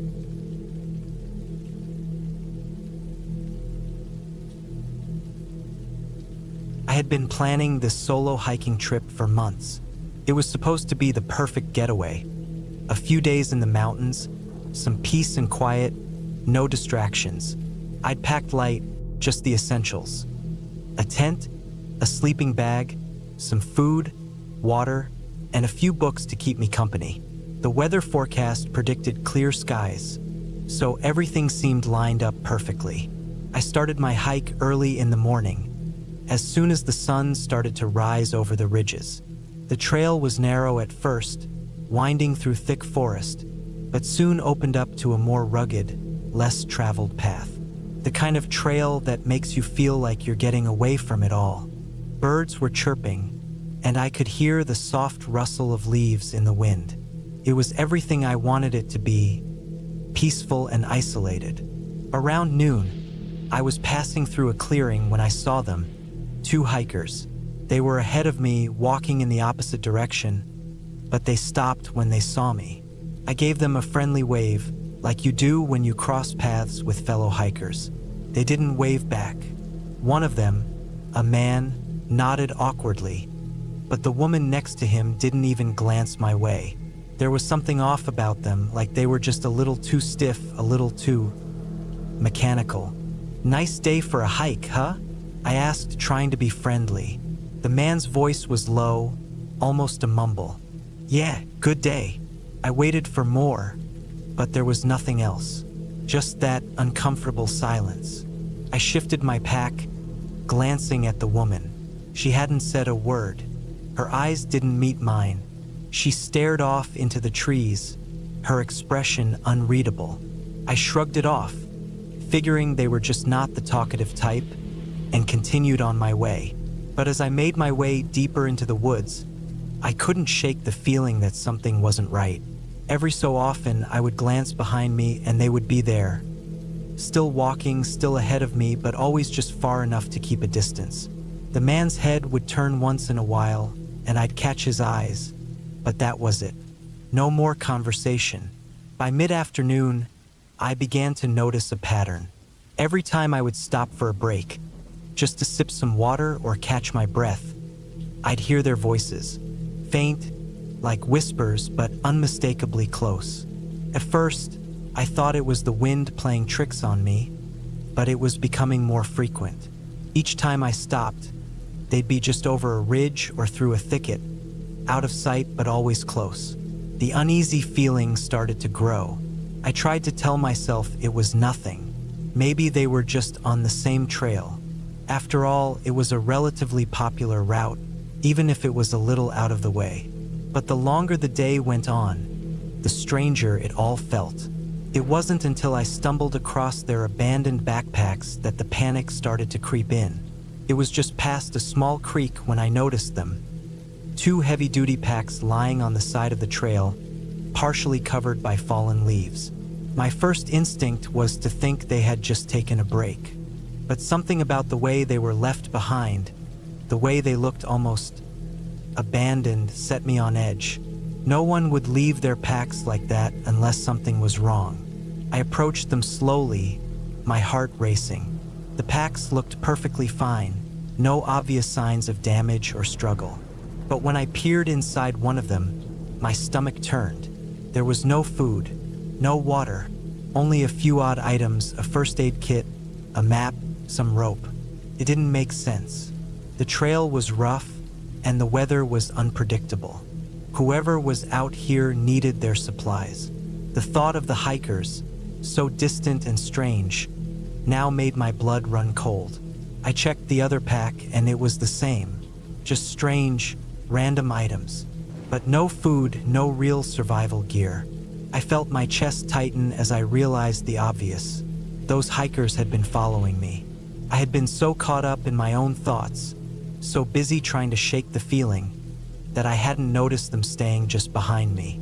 But now it was clear. They had been following me for miles. That I quickly picked up my pace, my mind racing. There was no way I was going to camp in this area tonight. I needed to find a safer spot, somewhere more open, more visible. I kept my eyes on the trail ahead, but the sound of their voices, those faint, distant whispers, kept echoing in my ears. I couldn't figure out what was going on. Were they trying to get closer without me noticing? Or were they simply waiting for the right moment? The sun was beginning to dip behind the mountains, casting long shadows over the path. I couldn't risk staying on the trail any longer. I turned off into the woods, hoping to find some sort of clearing or an area where I could make camp. But the further I went, the more isolated I became. There were no signs of life, no animals, no birds, just silence. My heart was pounding in my chest, and my legs felt like lead. Hours passed, and I was starting to lose track of time when I finally stumbled across a small cabin. It was old, but still standing. Weathered wood, a slanted roof, and a small porch. It looked abandoned, but in that moment, it felt like a lifeline. I approached it cautiously, My senses heightened, but when I pushed the door open, I was met with the comforting smell of old wood and dust. It was empty. I immediately decided to make camp inside. I locked the door and set up my tent on the cabin's floor. As I sat there, listening to the sounds of the forest, I couldn't shake the feeling that I was being watched. The sounds outside, the wind, the rustling of leaves felt too deliberate, too quiet. Then I heard it, a faint knock. It came from the back of the cabin, light but unmistakable. My breath caught in my throat. There was no way anyone could have followed me in this deep. I had lost them hours ago, right? Another knock, louder this time. I didn't move. I stayed still, my body frozen with fear. Whoever was out there, whoever had been following me all day, was now outside, waiting. I grabbed my flashlight and turned it on, my hands trembling. The knock came again, this time followed by a faint scratching sound. I pressed my ear to the wall, trying to listen. There was something out there, moving, but I couldn't see it. My heart was pounding in my ears as I debated my next move. The door was locked, but I couldn't stay in this cabin forever. Eventually, I would need to leave. I could hear the faintest sound of footsteps, soft and deliberate, on the wooden porch outside. Someone was pacing. I sat there for what felt like hours, waiting for something to happen. I knew I couldn't stay in the cabin forever. My mind raced through every possibility, every scenario. They could just be hikers, but the way they had acted, the way they had disappeared, wasn't normal. And now I wasn't sure if they were alone. Finally, the door creaked open. It wasn't as loud as I expected, and I quickly ducked into the shadows, hiding in the back corner of the cabin. I held my breath, waiting to see if anyone would come inside. Seconds dragged into minutes, and I started to feel like I was losing my grip on reality. Then I heard it. Footsteps, slow and deliberate, entering the cabin. I held my flashlight tightly, trying not to make a sound, my mind racing. I didn't know who was in here with me, but I knew one thing for sure. I wasn't gonna let them get close.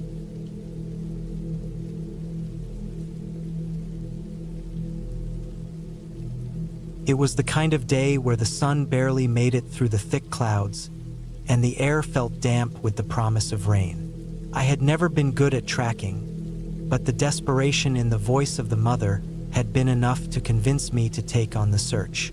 The child had gone missing in the woods just outside of our town. Nothing unusual at first, just a little boy who had wandered too far, they thought.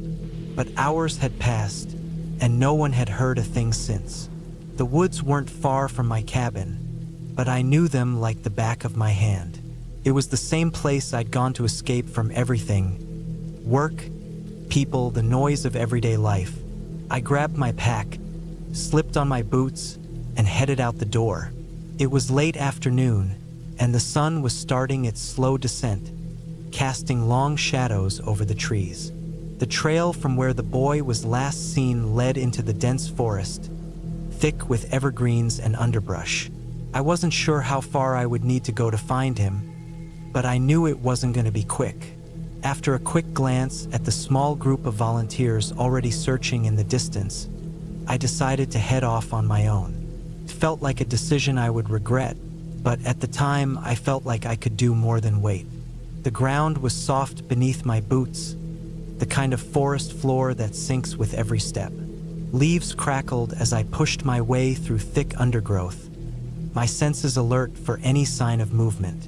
It didn't take long before I saw the first sign. A branch bent at an odd angle, a shirt caught in the brush. It was torn, jagged, as if someone or something had grabbed it and pulled. I knelt down and inspected it, but there was no blood, no real signs of struggle, just the fabric, ripped in a way that didn't make sense. I stood up and looked around, feeling the first pang of unease creeping through me. The forest was quiet, too quiet. No birds, no insects, not even the rustle of leaves in the breeze. Just silence. I pressed on. Deeper I went, the the more the world around me seemed to close in. It wasn't a feeling I could explain, just a sense that I wasn't alone. At first, it was subtle, just a slight shift in the air, a creak of a branch in the distance. But the further I moved, the more it intensified. I couldn't shake the feeling that someone, or something, was watching me. There was a clearing ahead, and I pushed forward toward it, hoping to get a better view of the landscape. But when I stepped into the open space, the ground was different. The earth had a spongy texture, like I had wandered into a bog. The trees around me were gnarled, twisted, as if they had grown to entangle each other. I paused, scanning the area for any signs of the child, but the only thing that caught my attention was a trail, a series of small footprints in the mud, leading deeper into the woods. The prints were small, too small to belong to an adult, but they didn't seem to go in a straight line. Instead, they wove in and out, curving in odd directions. I squatted down and traced the marks with my finger, trying to make sense of the path. It wasn't what I expected. No straight line of movement, no clear direction, just circles. I straightened up and glanced around. That's when I noticed it. The trees. Something about them seemed wrong. It wasn't just the way they twisted or the way the light filtered through the branches, but the feeling they gave me. They seemed to bend toward me, almost like they were leaning in, watching. I had read about pareidolia before, the way people can see faces in shadows, but this felt different. These trees didn't just look like faces, they felt like eyes. I pushed the thought aside and focused back on the trail. The footsteps led on, spiraling out like a maze. I followed them for what felt like hours, my mind racing, trying to make sense of the strange pattern. It wasn't until the light began to fade, casting long shadows across the forest floor, that I realized I wasn't just following a trail. I was getting lost. The landscape, once so familiar, now seemed foreign. The trees had changed. The path was gone. I turned around, but I didn't recognize the way back. The more I tried to retrace my steps, the more everything felt off. The trees were no longer where they had been. The clearing I had passed through earlier was nowhere in sight.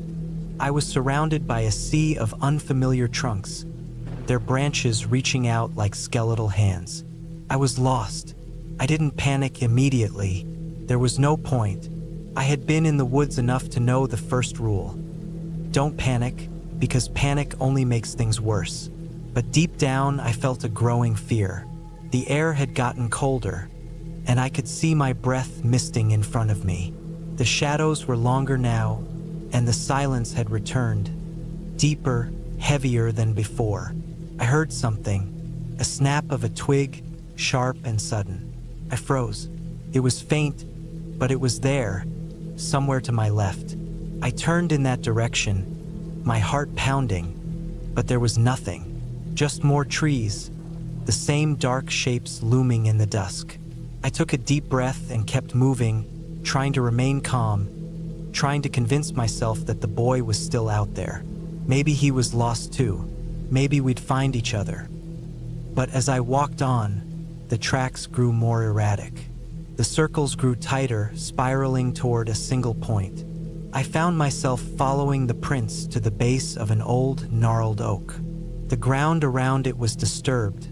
The earth churned as if something had been dug up. And there, lying in the dirt, was a small, torn scrap of cloth.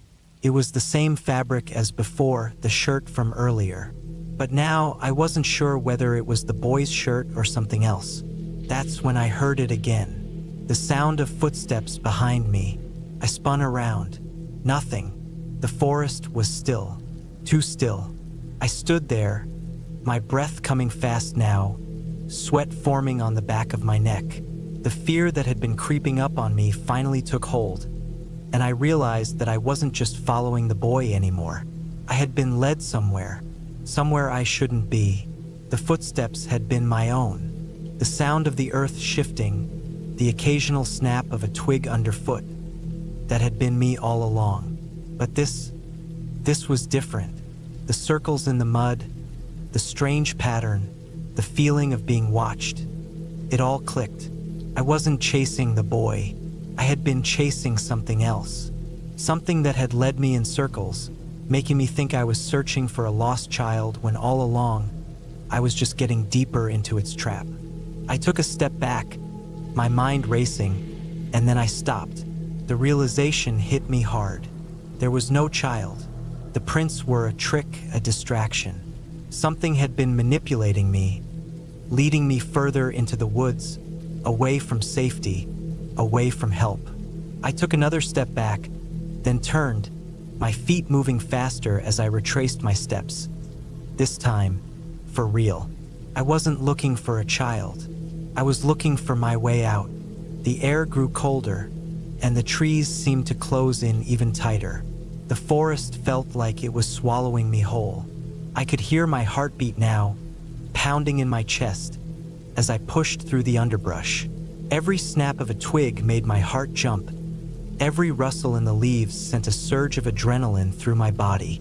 But finally, after what felt like an eternity, I broke through the trees and saw the edge of the forest. The familiar road was ahead of me, just beyond the line of trees. I didn't stop. I ran. I didn't look back until I was safely at the edge of the woods, gasping for breath. The missing child? I never found him, but I found something else that day. Something I couldn't explain. Something I'd never be able to forget. Maybe the boy had never been lost at all. Maybe I had been the one lost from the start. But whatever it was that led me into the forest, I knew one thing for sure. I was never going back.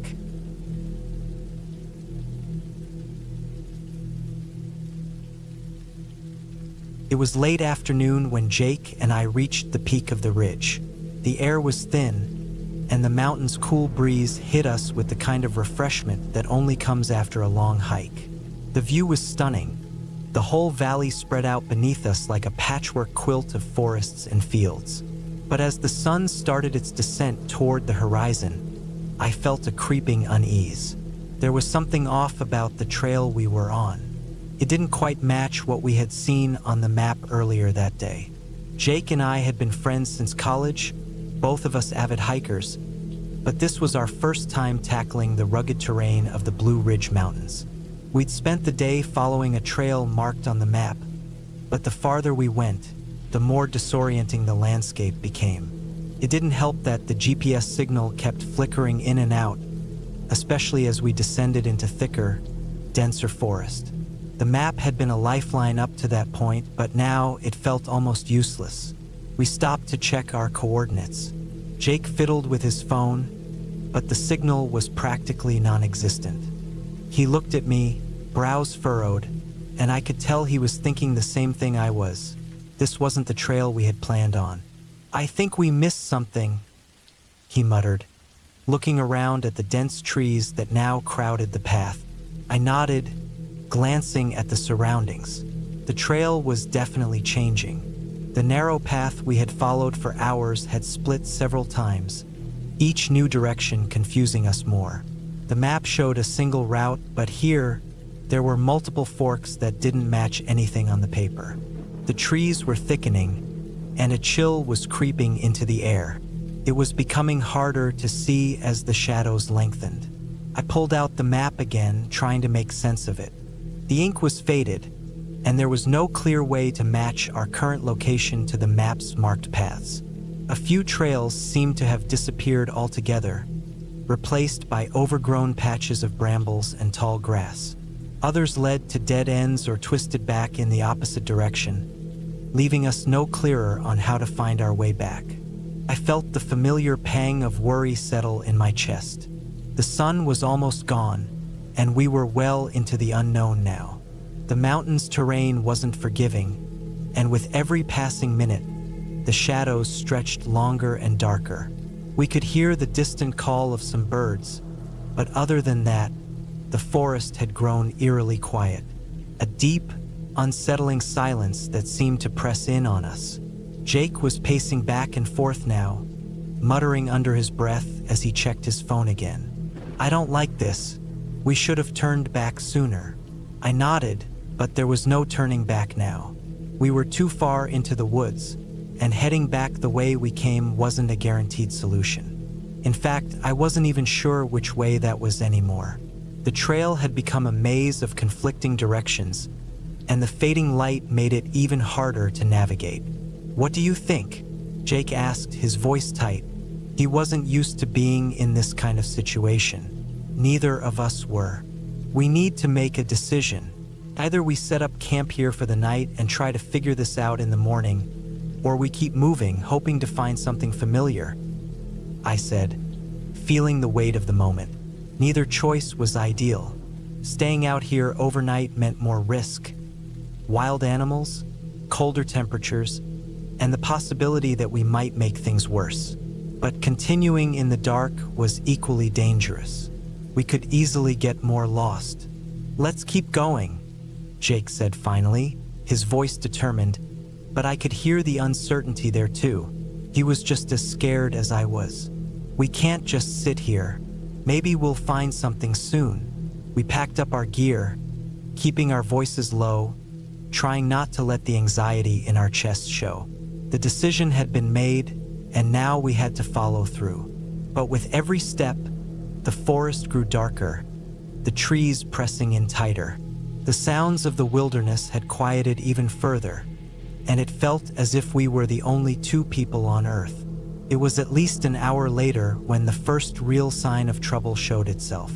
We had been walking for what felt like forever, but every direction we tried led us deeper into the woods. We came across another fork in the path, one we hadn't seen on the map at all. It didn't feel right, nothing did anymore. "That wasn't here before," Jake muttered, his eyes scanning the unfamiliar path. I could barely make out the outline of the trail, barely distinguishable in the failing light. The trees had closed in completely, blocking most of the sky above. I glanced at my watch. It was already past 8 p.m. We had been on the move for hours. My legs ached, and the back of my neck tingled with a strange sense of dread. "Maybe we should just make camp here," I suggested. "We can't keep going like this. It's too dark to find anything now." Jake hesitated. "I guess you're right. Let's set up before it gets any worse." The air had grown colder, and I felt a chill run down my spine as we made camp. We set up our tents as quickly as possible, trying to keep calm, but the forest seemed to press in closer as we worked. Once everything was set up, we huddled together, sitting on the ground with our backs to the fire, listening to the sounds of the night around us. But there was something unsettling about the silence. The forest was too still, too quiet. It wasn't natural. There should have been the usual sounds, crickets, owls, maybe the rustling of animals in the underbrush. But it felt as if everything had gone completely still. We ate what little food we had left, trying to keep our minds off the growing sense of unease. But the darkness was oppressive, the kind of darkness that seems to stretch on forever, swallowing every trace of light. As the fire crackled, I glanced over at Jake. His face was pale, and his eyes darted around nervously.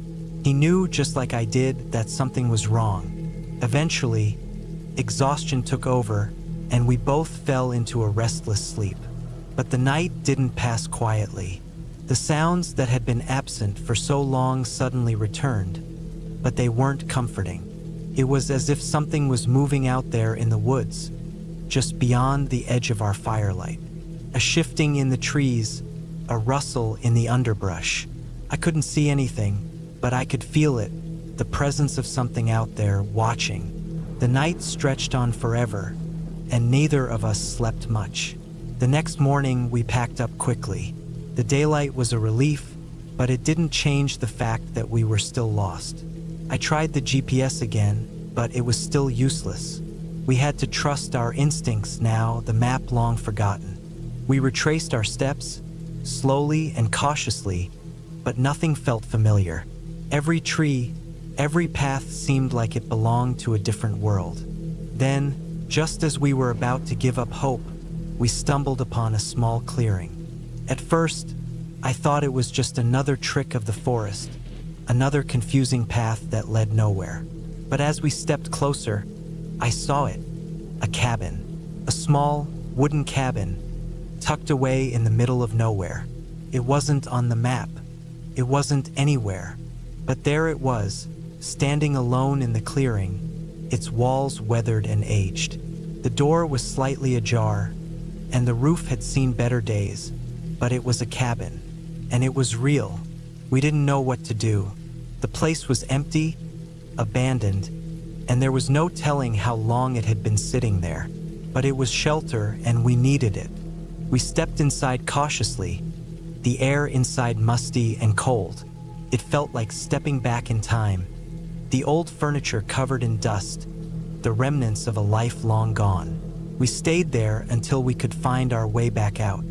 It wasn't the end of the nightmare, but it was the beginning of the end. The cabin had provided us with something we hadn't expected: hope. By the next morning, we had figured out our bearings and made our way back to safety. We had wandered too far, but we had found our way home.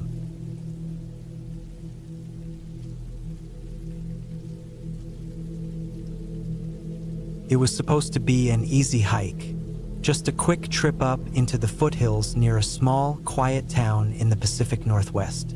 I'd been on this trail before, and I knew it well enough to trust my instincts. But somewhere along the way, I made a wrong turn. One wrong step, and it led me off course. I had come to the trailhead at sunrise, eager to clear my head. The air was crisp, and the trees, tall and straight like sentinels, seemed to pull me deeper into the woods with every step. There wasn't much to the path at first. A dirt trail wide enough for two people to walk side by side, soft underfoot with the occasional puddle from the morning dew. The sounds of birds and rustling leaves filled the air.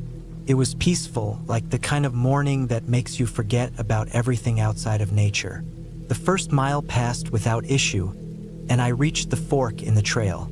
Normally, I would have taken the right path. It was the one that looped around a small lake where I liked to sit and rest, but I found my mind wandering. The sun was higher now, casting long shadows across the ground.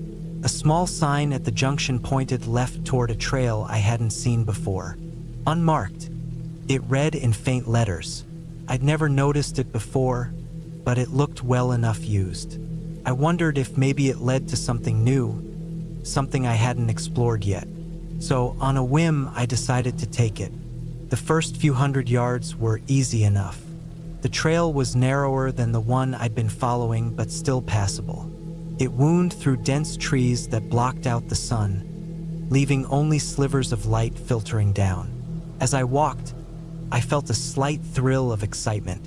I was off the beaten path, away from the crowds of hikers that usually followed the main route. It was just me and the forest now. But the further I went, the more the trail seemed to narrow, the ground beneath my boots becoming uneven. Soon, it became a series of loose rocks and thick underbrush. It didn't feel quite like a trail anymore, but I had come so far, and it seemed silly to turn back now. After all, I was an experienced hiker used to rough terrain. I could handle it. The next hour was filled with nothing but the sound of my boots crunching on the ground, the rustle of leaves underfoot, and the occasional bird call. The deeper I went, the more I began to wonder where this trail was taking me. It wasn't like any of the maps I'd seen. The trees seemed denser here, the forest more enclosed. I hadn't seen any markers for a while. I wasn't sure if the trail had even been maintained recently. By the time I realized how far I'd gone, it was too late. The trail had completely disappeared. I stopped in my tracks, scanning the area around me. The forest looked the same in every direction, dense, green, and unyielding. I tried to follow the path I thought I'd been on, but it was hopeless. There were no more clear signs of a trail, no more footprints, nothing that made sense. The only thing that remained were the trees, the rocks, and the growing silence. A twinge of panic crept into my chest. I was lost. It's a terrifying realization, one that creeps up on you slowly. At first, you think you can just retrace your steps. But with each turn, with each look around, the world around you starts to blur. It starts to feel like the forest is closing in. I tried to calm myself. It was still early enough in the day that I had time to figure this out. I took out my phone to check for a signal, but as I expected, there was none. The trees and hills around me blocked everything. I thought about marking the trees, making my own trail, but the landscape here was dense. Every direction seemed the same, and the more I wandered, the less sure I became. As the afternoon wore on, the sky started to dim. The trees had blocked most of the sun by now, and the light was fading fast. That's when I saw the first marker, a tree scarred deeply in the shape of a long vertical line. It wasn't natural. Whoever had made that mark had done it with purpose. I approached cautiously, unsure of what it meant, but I wasn't going to leave it unexplored. Maybe it was a sign. Someone else had been here. I continued walking, following what I hoped was some kind of direction. The light was almost gone now, and the shadows were thickening, stretching long across the ground. I tried to move faster, but every step felt more uncertain. The trail, if it even was a trail anymore, had become a mere suggestion. The markers grew more frequent, but they didn't seem to lead anywhere. There was something strange about them. The carvings in the trees were inconsistent, sometimes shallow, sometimes deep. The rocks piled in odd shapes, like they were placed there intentionally. At times, I think I saw something move out of the corner of my eye, but when I turned, nothing was there. Still, the nagging feeling that I wasn't alone kept growing. I stumbled over a large rock and caught myself before falling. As I did, I noticed something in the dirt. Footprints. The marks were faint, but unmistakable. Someone had been here recently. My heart skipped a beat. Were they still here? Had I been following them? Or had they been following me? The thought sent a cold shiver down my spine. I felt the weight of the growing darkness settling in. It was getting harder to see, and the air was thickening with the onset of evening. I had no choice but to keep moving. I wasn't sure what I was hoping for. Safety, shelter, or just the comfort of knowing I wasn't alone in the woods anymore. But the trail kept getting harder to follow. There were no signs, no landmarks, just trees, rocks, and the unsettling quiet of the forest. My body ached from the effort, and my mind was beginning to fray. Every turn felt wrong, and each step deeper into the woods felt like a step away from finding my way back. By now, I was completely disoriented. The markers were no help, and the path seemed to disappear with every step. I stopped and took a breath, trying to steady myself. My stomach was tight with nerves, my thoughts racing. I had to keep my head clear, but with each passing minute, the feeling of being watched grew. I wasn't just lost, I was being watched. I stopped again, scanning the trees. There, just out of sight, a flash of movement. Something or someone was there. I couldn't see clearly, but I knew I wasn't alone. I started walking faster, trying to push the fear down, but it was hard. The forest seemed to close in on me. There was a sense of pressure, an invisible weight pushing in from all sides. I forced myself to stay calm, but my mind kept racing. My breathing became shallow.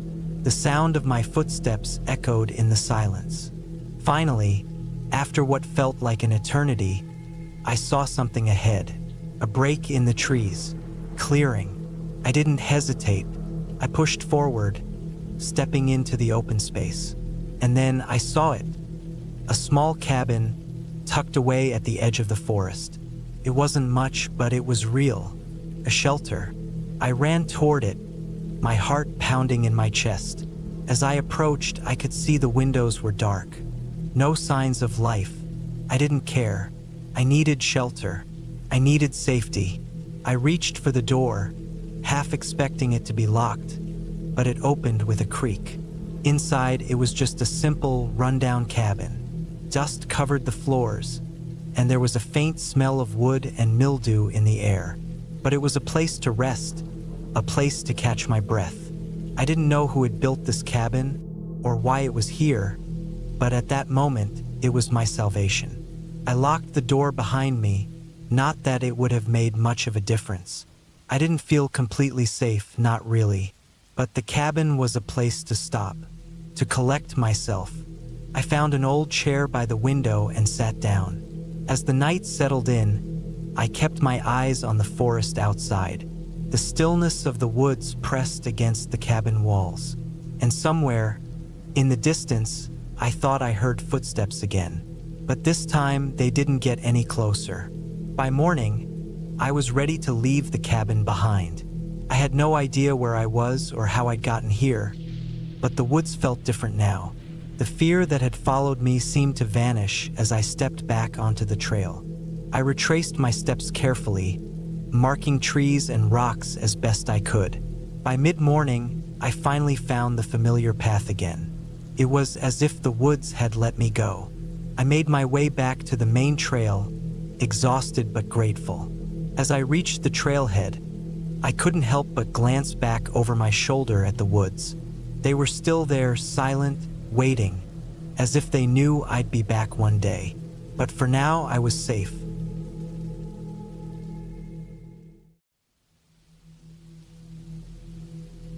Through the ashes, it was late September when I decided to hike the Cypress Ridge Trail. The area had been closed for over a year after a wildfire swept through the region, leaving a charred landscape that many locals, including myself, had avoided. I grew up in the small town of Elmsford, Montana, just a few miles from the ridge. As a kid, I spent countless weekends exploring these woods, building forts, and pretending I was an adventurer. Now, at 32, I felt an urge to return, not just to reconnect with those memories, but to see how the forest was beginning to heal. My dog, Max, a 5-year-old Labrador mix, trotted beside me as I parked at the trailhead. The air was crisp and smelled faintly of damp earth, a welcome change from the lingering summer heat. The sign marking the entrance to the trail was new, its wood unstained by time, with a notice underneath warning hikers to stay on the marked path due to unstable terrain and potential wildlife encounters. The first hour was promising. New growth had begun to sprout between the blackened trunks of trees, a vivid green against the stark black and gray of the burned forest. Birds flitted between branches, their calls echoing in the stillness. I stopped occasionally to snap photos with my camera, noting how life was slowly reclaiming the scarred landscape. But as I ventured farther, the trail became harder to follow. Many of the old landmarks I remembered, like the large moss-covered boulder near the stream, were either gone or unrecognizable. The fire had reshaped the land, leaving behind a patchwork of ash, rocks, and young saplings. I reassured myself that I was following the markers nailed to the trees, though some were faded or missing entirely. Around midday, I reached what I thought was the halfway point, a clearing with a view of the valley below. It was breathtaking. The charred forest stretched out for miles, with patches of green starting to dot the landscape. I unpacked a sandwich and a water bottle, sharing bits of the bread with Max. He wagged his tail, oblivious to my growing unease about how disoriented I felt. By the time I decided to head back, the sun was already starting its slow descent. The light filtered through the trees in long golden beams, but it also cast deeper shadows that made the path harder to distinguish. I retraced my steps as best as I could, but nothing looked familiar. The markers were few and far between, and my confidence started to waver. Max began acting strangely, too. He would pause, ears perked, staring into the dense thickets as if he heard something I couldn't. At first, I brushed it off as a squirrel or a bird, but his behavior became more erratic. He growled low and deep at one point, which was unlike him. I knelt down and stroked his fur, trying to calm him, and myself. Then my phone died. I had been using it sparingly, saving it for emergencies, but apparently not sparingly enough. I cursed under my breath, shoved it back into my pocket, and looked up at the sky. The sun was sinking faster now, and the air had grown noticeably cooler. Panic was a slow, creeping sensation in my chest, but I forced myself to breathe deeply. I had Max, I had my flashlight, and I had enough food and water for the night if it came to that. I decided to follow the slope downhill. In my experience, trails often led to streams or roads at lower elevations. But the forest was a maze, and every direction looked the same. The burned-out stumps and fallen trees created a jagged, alien landscape that felt more like a trap than an escape. As darkness settled, I turned on my flashlight and kept moving. The beam of light cut through the blackness, illuminating the narrow path ahead. Max stayed close to my side, his usual enthusiasm replaced by quiet vigilance. I kept talking to him softly, more for my benefit than his. Around 9 p.m., I stumbled upon what looked like an old campsite. The fire ring was barely discernible, a circle of blackened stones covered in ash and debris. It wasn't much, but it gave me a sense of relief. I gathered some dry branches and managed to start a small fire, the crackling flames offering a tiny island of light and warmth in the vast darkness. Max lay down beside me, his head resting on his paws, but his eyes stayed alert. I ate a granola bar and sipped water, my thoughts racing. Every sound in the forest felt amplified: the rustle of leaves, the snapping of twigs, the distant hoot of an owl. I told myself it was just the usual noises of the woods, but Max's occasional growls suggested otherwise. The night dragged on.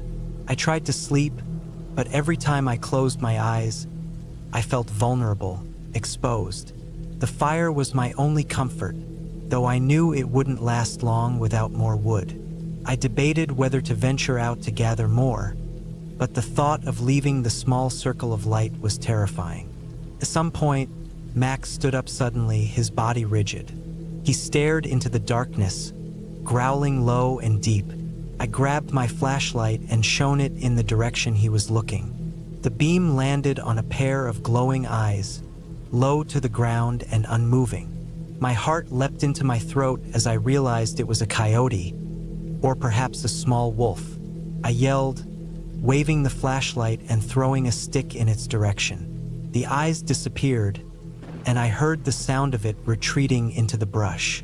Max barked after it, but I pulled him close, not wanting him to chase whatever it was.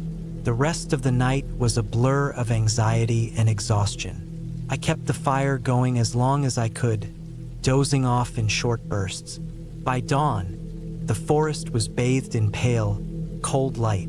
I felt a surge of determination to keep moving. I headed downhill again, using the rising sun as my guide. Max seemed more energetic, his tail wagging as he sniffed the air. It wasn't long before I heard the faint sound of rushing water. Following the noise, I stumbled upon a creek, clear and bubbling, a lifeline in the middle of the wilderness. I knew that creeks often led to larger rivers or roads, so I decided to follow it.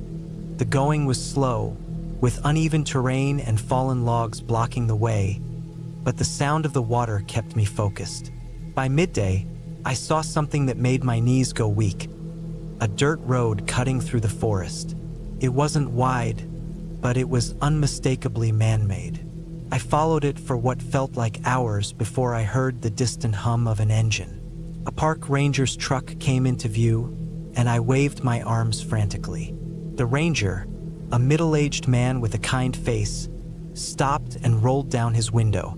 "You okay?" he asked. Relief washed over me as I explained what had happened. He gave me water and offered to drive me back to the trailhead. Max jumped into the truck eagerly, his tail wagging furiously.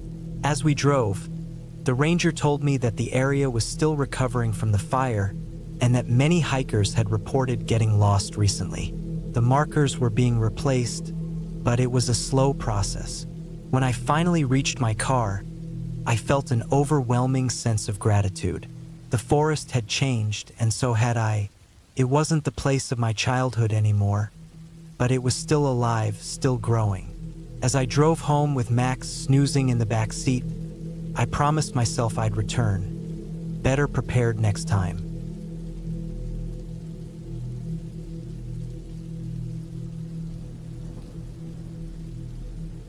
I never thought I'd regret pursuing my love for geology, but the events in Coyote Gulch that summer changed me forever. The summer of 2016 was one of the hottest on record in Utah, and the desert air seemed to shimmer with heat even at dawn.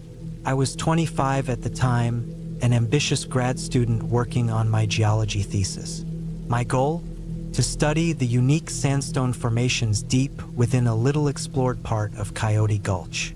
That morning, I left camp before the sun crested the horizon, hoping to beat the heat. My pack was light. A few tools, notebooks, a small first aid kit, and 2 liters of water. It didn't feel like enough, but I figured I'd be back by midday. I'd done my research on the area. There was no official trail, but satellite maps showed a clear path through the canyon. As the sun climbed higher, I made good progress. The towering walls of the canyon seemed to glow red and orange, their curves like frozen waves in the rock. I stopped occasionally to take photos and jot down notes. The rock here was fascinating. Ripples of fine sandstone layered with quartz veins, some sections embedded with ancient fossils. I felt a quiet thrill knowing I was probably the only person to study these formations in detail. By mid-morning, the sun was relentless, and the shade in the canyon had all but disappeared. I kept moving deeper, following the narrowing path as it wound between walls that rose hundreds of feet on either side. The air felt heavy, and the only sound was the crunch of my boots on the rocky ground. I found a shaded overhang and decided to take a break. Pulling out my water bottle, I took a few sips, enough to quench my thirst but not too much. I had to ration it. The temperature was climbing into the triple digits, and I still had hours of hiking ahead. That's when I heard it. A low rumble, distant but unmistakable. At first, I thought it was a jet overhead, but the sound grew louder, closer. I stood up, scanning the canyon walls, and my stomach dropped. A section of rock high above me had started to give way. "Shit!" I yelled, instinctively bolting to the side.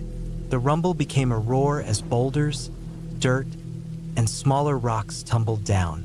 I crouched under the overhang, pressing myself against the wall, feeling the vibration of the earth beneath me. The dust was overwhelming, filling the air and stinging my eyes. When the noise finally stopped, the canyon was silent again, but the path ahead of me was gone. I stepped out cautiously, coughing into my sleeve as the dust settled. A massive pile of debris now blocked the way forward. A jagged wall of boulders, loose dirt, and shattered sandstone. The rock slide had completely filled the narrow canyon ahead. My heart pounded as I realized the gravity of my situation. I turned to look back the way I'd come, hoping to retrace my steps, but the ground behind me had shifted too. The path was unstable, with loose rocks teetering precariously. One wrong step and I could trigger another slide. I was trapped. For a moment, panic set in. I paced back and forth, my breathing shallow. I told my advisor I'd be out here, but no one knew exactly where I'd gone. Even if they sent a search party, it could be days before anyone found me. I had my phone, but there was no signal this deep in the canyon. "Calm down, Ryan," I muttered to myself. "Think." I forced myself to sit down and assess my situation. I had less than half a liter of water left and no food, but I wasn't injured. My pack contained basic supplies, including a pocket knife and a small flashlight. The sun was high overhead now, and the heat was unbearable. I needed to conserve my energy. The overhang where I'd taken cover provided some shade, so I decided to stay there for now. I used my knife to scrape loose dirt and rocks into a crude seat and leaned against the cool rock wall. I tried to come up with a plan, but my thoughts kept drifting to worst-case scenarios. What if I couldn't get out? What if I ran out of water? As the afternoon dragged on, I explored my immediate surroundings, searching for any way to climb over or around the debris. The rock slide had created an unstable, almost vertical slope, and every attempt to climb it dislodged more rocks. The canyon walls were sheer and offered no footholds. I was trapped in what felt like a natural tomb. By evening, the temperature began to drop, and the shadows grew longer.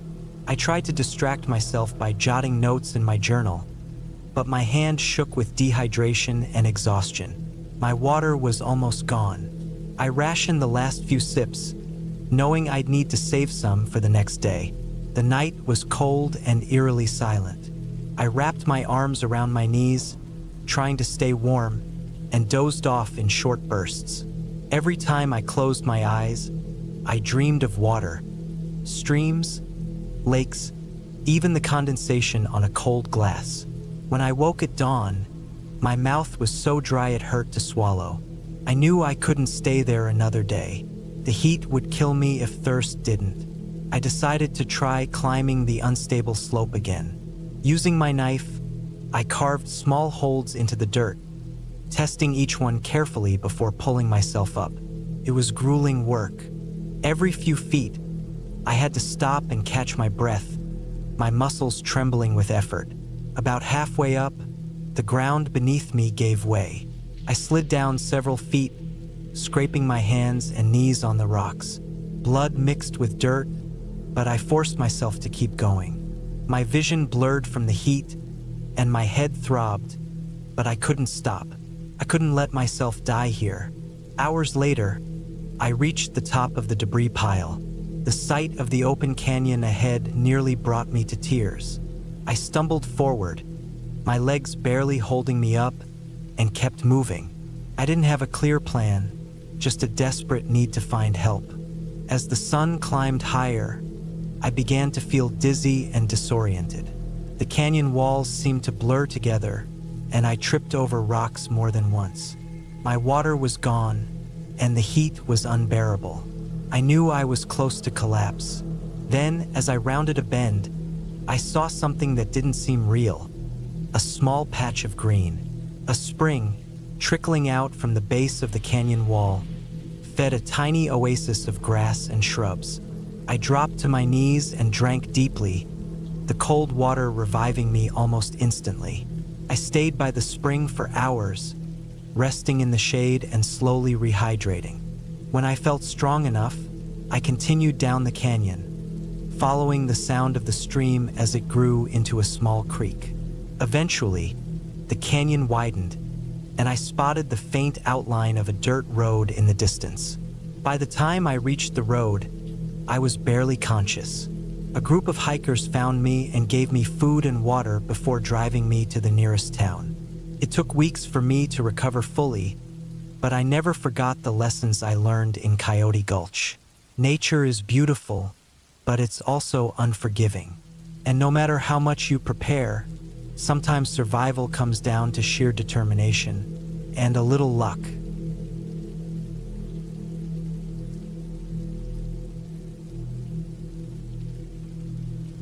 Our family of 4 had decided it was time to disconnect from the hum of everyday life. The constant pings and buzzes of our devices had begun to replace real conversations. So, we left our screens behind and headed into the Appalachian wilderness for a weekend of camping. It was late October, and the trees were in their fiery glory, reds, oranges, and yellows carpeting the mountainsides. My wife, Karen, and I had planned this trip as a way to reconnect with our 2 teenagers, Sophie and Nate, before the cold settled in. Sophie, at 14, had started to roll her eyes at family activities, while Nate, just 12, was still eager but more interested in video games than nature.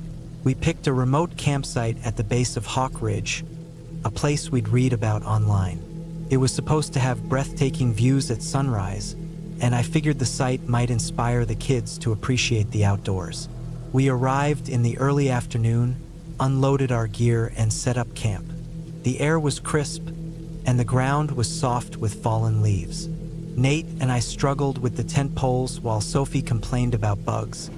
But eventually, we had a solid setup. After a quick lunch of sandwiches and trail mix, Karen suggested we hike to the ridge to check out the view and get a lay of the land before tomorrow's sunrise trek. I hesitated. The sun was already sinking low, and I wasn't sure we'd have enough daylight. But the trailhead was only a short walk from camp, and everyone seemed eager to stretch their legs. So we grabbed our water bottles, a flashlight just in case, and set off. The trail was steep but well marked. It wound through dense woods, where the sunlight filtered through the canopy in golden streaks. Sophie led the way, her ponytail bouncing as she moved. Nate stayed close behind me, occasionally kicking at loose stones and asking how much farther. Karen, ever the optimist, kept pointing out interesting plants and birds, even though neither of the kids paid much attention. About halfway up, the air began to change. A chill crept in, and the light started to dim faster than I'd expected. Karen noticed it too. "Let's not linger," she said, her voice calm but firm. The ridge was supposed to be about 1.5 miles up, and I figured we could make it there and back with time to spare before dark.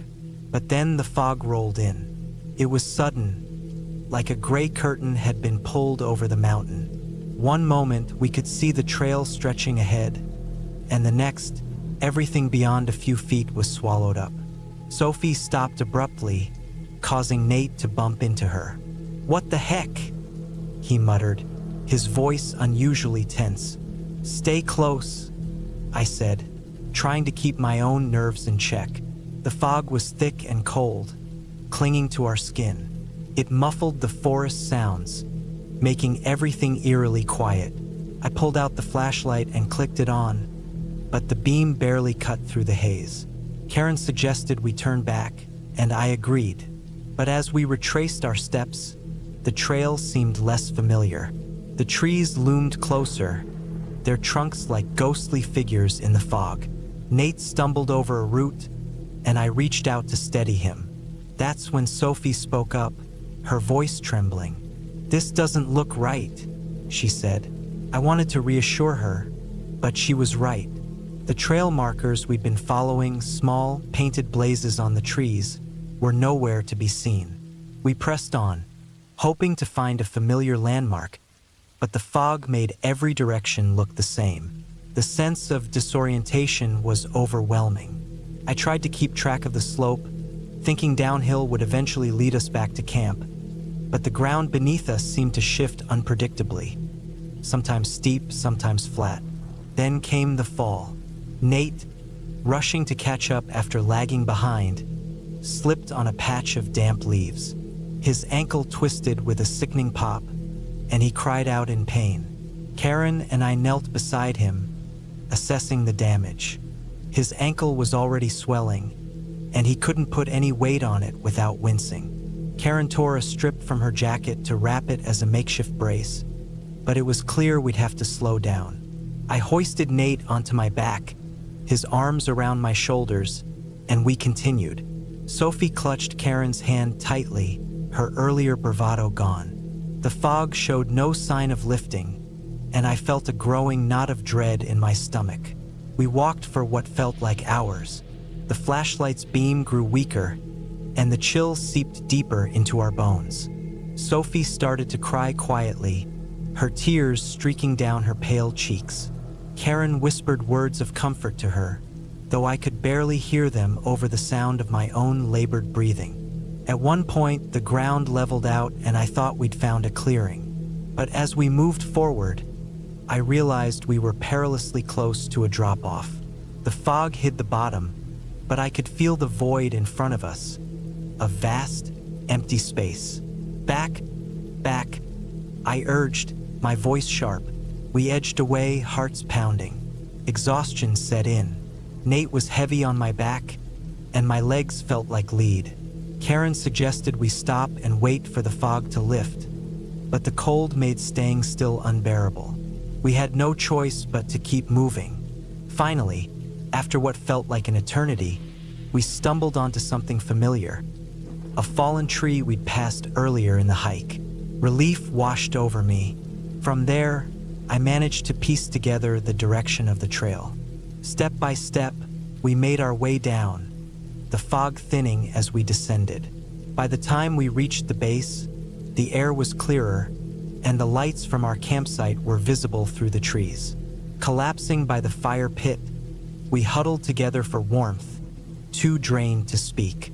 Nate's ankle would need proper attention, but for now we were safe.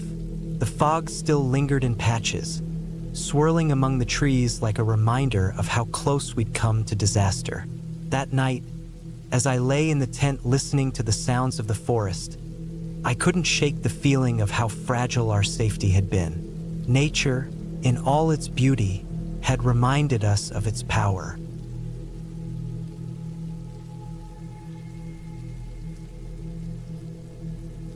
I still can't believe how reckless we were. It was the spring of 2019, and my best friend, Ethan, and I had been planning our trip to Arizona for months. We'd grown up together in Wisconsin, bonded over late-night gaming sessions and long hikes through the woods near my family's cabin. But we were both craving something more adventurous, something that would push us out of our comfort zones. That's how we ended up deciding to explore a network of lava tubes in a national park just outside Flagstaff. Neither of us was an experienced caver. We weren't complete novices either. We'd done plenty of research, watched videos online, and even practiced basic climbing techniques at the local gym. Ethan had invested in a sturdy backpack, and I'd picked up a high-quality flashlight. But looking back, we had no idea what we were getting ourselves into. The morning we set out was crisp and bright. The park's entrance was buzzing with tourists, families snapping pictures, and retirees shuffling along well-marked trails. We felt invincible, fueled by the thrill of doing something different, something most of those people wouldn't dare attempt. Ethan and I had read about the lava tubes in a geology magazine, captivated by descriptions of their eerie beauty. Walls glistening with minerals, narrow passages opening into vast underground chambers. By the time we reached the entrance to the tubes, the crowd had thinned. The opening was a gaping black hole in the earth, rimmed with jagged rocks and partially hidden by scraggly desert shrubs. A small sign warned visitors to proceed at their own risk, but we didn't think twice. We snapped a quick photo, joking about how hardcore we looked in our cheap hiking boots and secondhand backpacks. The first 100 feet were easy. The tubes sloped gently downward, and sunlight filtered in just enough to illuminate the rocky floor. Ethan, always the more confident one, led the way, his flashlight casting long, flickering shadows on the walls. I followed close behind, adjusting the straps on my backpack and marveling at the strange, otherworldly formations around us. The walls were smooth in some places, sharp and craggy in others, with streaks of reddish-brown that seemed to shimmer when the light hit them just right. "This is incredible," Ethan said, his voice echoing slightly. "Can you imagine what it must have been like when this was an active lava flow?" I nodded, too awestruck to respond. The air was cool and damp, a stark contrast to the dry heat above ground. The only sounds were our footsteps crunching on loose gravel and the occasional drip of water from somewhere deep in the cave. We kept going, deeper and deeper, until the entrance was nothing more than a pinprick of light behind us. The tube twisted and branched off in several directions, and we had to stop more than once to check the map we'd printed out. It wasn't detailed, just a rough sketch we'd found on a hiking forum, but it was better than nothing. Or so we thought. About an hour in, I started to feel uneasy. It wasn't just the oppressive darkness or the way the walls seemed to close in the farther we went.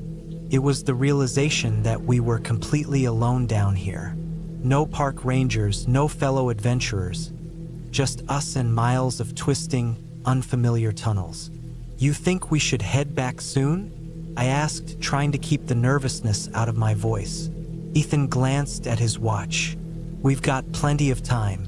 Let's see if we can find that big chamber the guide mentioned. It's supposed to be just up ahead." Reluctantly, I agreed. The chamber was supposedly the highlight of the tube, a massive cavern with a ceiling so high you could barely see it, dotted with strange rock formations that looked like frozen waterfalls. I didn't want to be the one to chicken out before we reached it, but as we pressed on, something went wrong. The tunnel forked again and again, and the map became less and less useful. The walls started to look the same, endless stretches of rough, black rock, broken only by the occasional patch of moss or glint of quartz. "Wait," I said, stopping to catch my breath. "Are we going the right way?" Ethan turned, his flashlight beam sweeping across the walls. "I think so. The chamber should be just ahead. Let's keep going a little farther." We walked for another 15 minutes, then another 30. The chamber never appeared. Instead, the tunnel seemed to narrow, the ceiling dropping lower until we had to stoop to avoid hitting our heads. "This doesn't feel right," I said. "We should have turned back by now." Ethan hesitated, then sighed. "Yeah, maybe you're right. Let's backtrack." But backtracking wasn't as simple as it sounded. Without the sunlight to guide us, every tunnel looked identical. We tried following the map, retracing our steps as best we could, but it was no use. The passages twisted and looped back on themselves, leading us in circles. Panic started to set in. My flashlight flickered, then dimmed, the beam barely reaching a few feet ahead. Ethan's was still working, but his batteries wouldn't last forever. We hadn't brought extras, another oversight in a long list of mistakes.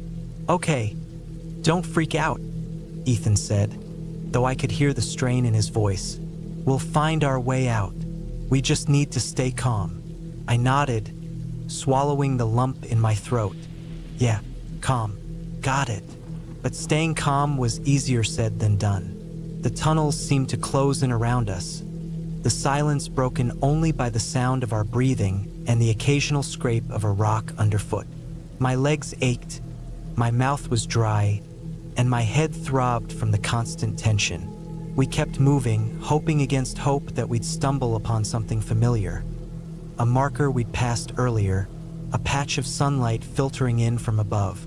But the deeper we went, the more I realized how hopeless our situation was. Hours passed, though it felt like days. We stopped to rest a few times, sitting on the cold, damp ground and rationing the water and snacks we'd brought. But the breaks didn't help. Every time we got up to keep searching, my legs felt heavier, my mind foggier. At some point, Ethan's flashlight died. The darkness was absolute, suffocating. We fumbled for my phone, using its weak glow to light our way, but the battery was already low.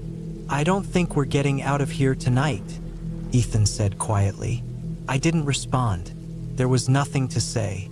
We decided to stop and conserve our energy, hoping that daylight, or the faint sound of voices from the surface, might guide us in the morning. We huddled together for warmth, the rock beneath us leaching the heat from our bodies. Sleep was impossible. Every time I closed my eyes, I saw the endless tunnels, heard the echo of our footsteps, felt the crushing weight of the earth above us. When morning came, if it even was morning, we started moving again. The phone's battery died shortly after, leaving us in total darkness. We felt our way along the walls, our fingers scraping against the rough rock. I lost track of time, of direction, of everything but the overwhelming need to find the surface. My body screamed for rest, but I couldn't stop. Not when the alternative was dying down here, lost and forgotten. And then, just when I thought I couldn't take another step, I saw it. A faint, flickering light in the distance. "Ethan," I whispered, my voice hoarse. "Do you see that?" He didn't respond, but I could feel him moving beside me, drawn to the same glimmer of hope. We stumbled toward the light, our movements clumsy and desperate.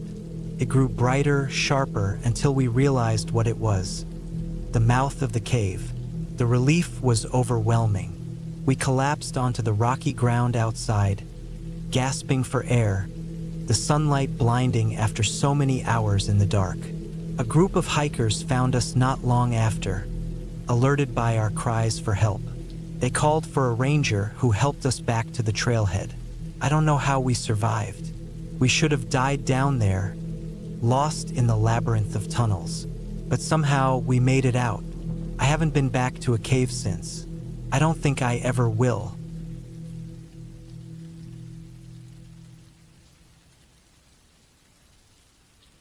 I was 54 when I decided to take the trek. It had been 3 years since my wife, Helen, had passed away. Hiking had been her passion, her escape from the world's noise. We used to hike together whenever we could. Her favorite trails were deep in the forests of Washington, untouched and wild. After she passed, I avoided those trails. It felt too painful to walk them without her. But something changed this year. Maybe it was time or the fact that grief never truly leaves, but you learn to live alongside it. I felt ready to go back to the wilderness, to honor her love for the trails she cherished. I chose late June for the trek. The days were long, and the summer warmth softened the edges of the mountain chill. I packed light, a sturdy backpack with a sleeping bag, a small tent, some dried food, water, a knife, and my old service pistol. I didn't plan on using it, I'd never had to, but it was a habit ingrained from my years in the army. As I strapped on my boots that morning, the weight of what I was about to do sank in. This wasn't just a hike. It was a goodbye to the part of me still anchored to grief. I started early, just as the sun broke over the tree line. The first stretch of the trail was gentle, weaving through tall pines and firs. The smell of damp earth and the soft rustle of leaves felt familiar, comforting even. The quiet out here wasn't empty. It was alive with birdsong and the occasional crack of a branch under a squirrel's weight. I fell into a rhythm quickly, the crunch of my boots on the trail setting a steady pace. By midday, I had covered several miles and stopped to eat near a small creek. The cold water refreshed me as I splashed my face and filled my bottle. Helen would have loved this spot. I could almost hear her voice pointing out the wildflowers along the bank. It made me smile, but it also left a hollow ache in my chest. I pushed the feeling aside and kept moving. I had a lot of ground to cover before setting up camp for the night. The terrain grew rougher as the afternoon wore on. The trail narrowed, the trees closing in around me. It was the kind of isolation I had been looking for. No people, no distractions, just me and the wilderness. But as the sun dipped lower in the sky, I started noticing things I couldn't ignore. The first sign was a set of tracks. At first glance, they looked like a dog's. Large paw prints pressed into the dirt. But as I crouched to examine them, I realized they were too big and the claws too prominent. A mountain lion. My stomach tightened. I'd read about them before this trip. Solitary and elusive, they rarely attacked humans, but they were territorial and unpredictable. I stood and scanned the trees around me. Nothing moved. The forest was quiet, but not in a comforting way. It was the kind of quiet that made the hairs on the back of your neck stand up. I told myself it was fine. The tracks looked old. The lion was probably long gone. Still, I kept my knife closer as I walked. An hour later, I saw the second sign. Claw marks raked across the bark of a tree just off the trail. These were fresh, the sap still wet and glistening. My breathing quickened, but I forced myself to stay calm. I had been through worse in my life. This was just another challenge. I moved cautiously, keeping my eyes on the trail ahead and the dense underbrush around me. The feeling of being watched came soon after.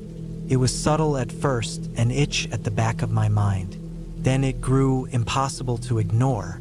Every few minutes, I would catch a flicker of movement in my peripheral vision, a shadow slipping between the trees. I turned quickly, hoping to catch sight of whatever was there, but I saw nothing. I began to talk aloud, not because I expected an answer, but because I had read somewhere that noise could deter predators. "All right, buddy," I muttered, my voice steady despite the tension in my chest. "I see you. No need to come any closer." The sun was low by the time I decided to make camp. I found a clearing near a rock outcrop that gave me a view of the surrounding trees. It wasn't ideal, being exposed made me uneasy, but it was better than being hemmed in by forest on all sides. I set up my tent quickly, my hands fumbling as the shadows deepened. Every snap of a twig made me pause, my heart pounding. Dinner was a hurried affair.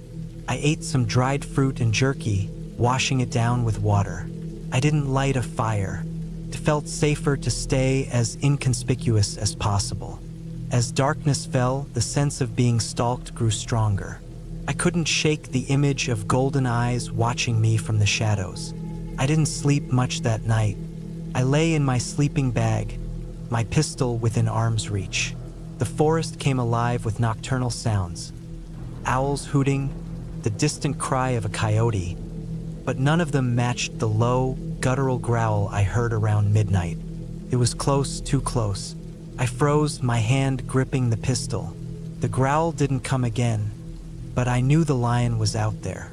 When dawn broke, I packed up quickly and moved on. My muscles ached from tension and lack of sleep, but I had no choice. The lion wasn't giving up. Its tracks crisscrossed the trail ahead of me, a constant reminder that I wasn't alone. I tried shouting, waving my arms, even throwing rocks into the underbrush, but nothing worked. The predator stayed hidden, always just out of sight. By late afternoon, I was exhausted. My legs felt like lead, and my nerves were frayed. I reached a ridge with a steep drop-off on one side and dense forest on the other. It was risky, but I decided to follow the ridge. The open space on one side made it harder for the lion to approach unnoticed. That's when it happened. A sudden rustle behind me, louder than before. I spun around, my heart hammering. The lion stepped out of the trees, its body low to the ground, muscles rippling under its tawny coat. It was bigger than I expected. Its yellow eyes locked onto mine. Time seemed to slow. I raised the pistol, my hands shaking. The lion took a step forward, its movements deliberate and measured. I yelled, trying to make myself look bigger, but it didn't flinch. It was testing me, deciding if I was worth the effort. I fired a shot into the air. The crack echoed through the forest, startling birds from the trees. The lion stopped, its ears flattening. For a moment, I thought it would retreat, but then it crouched, its body coiled like a spring. I didn't wait to see what it would do next. I backed away slowly, keeping the pistol trained on it. My foot slipped on loose gravel, and I nearly went over the edge of the ridge. The lion didn't charge, but it followed, keeping pace as I edged my way along the narrow path. Eventually, the ridge widened, and I spotted a cluster of large boulders ahead. They offered some elevation, a defensible position. I scrambled up onto the rocks, my hands scraping against the rough surface. The lion stopped at the base, its tail flicking back and forth. It knew I was trapped but couldn't reach me easily. We stayed like that for what felt like hours, a standoff in the fading light. My arms ached from holding the pistol, and my throat was dry from shouting. Finally, as the sun dipped below the horizon, the lion seemed to lose interest. It turned and melted back into the forest, leaving me shaking and alone. I didn't move until the stars were out, too afraid it might return. When I finally climbed down, I made my way back to the trail as quickly as I could, not stopping until I reached a ranger station the next afternoon. They told me I was lucky. Most people don't walk away from an encounter like that. It was weeks before I could sleep through the night again, but I kept Helen's memory close, knowing she would have been proud of me for facing the wilderness, even if it nearly broke me.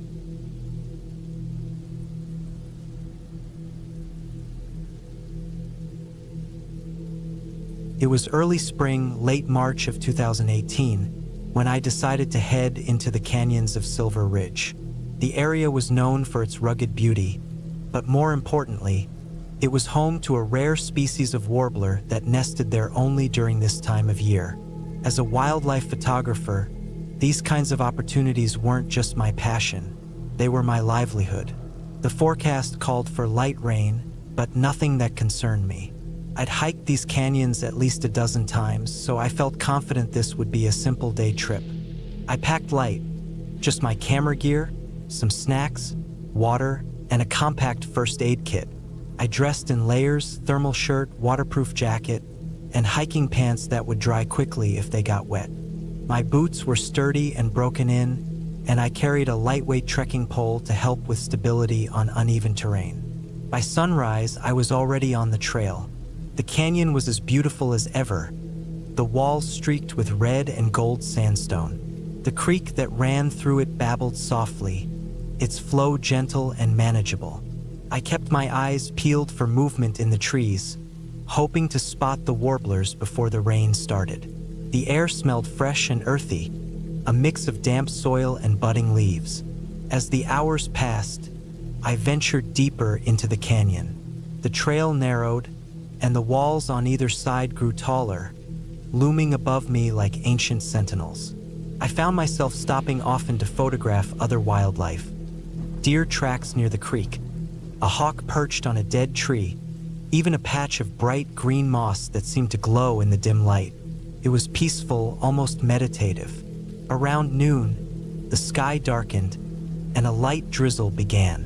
I wasn't worried.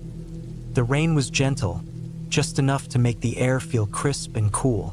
I pulled up my hood and pressed on, hoping to reach a specific nesting area I'd scouted on a previous trip.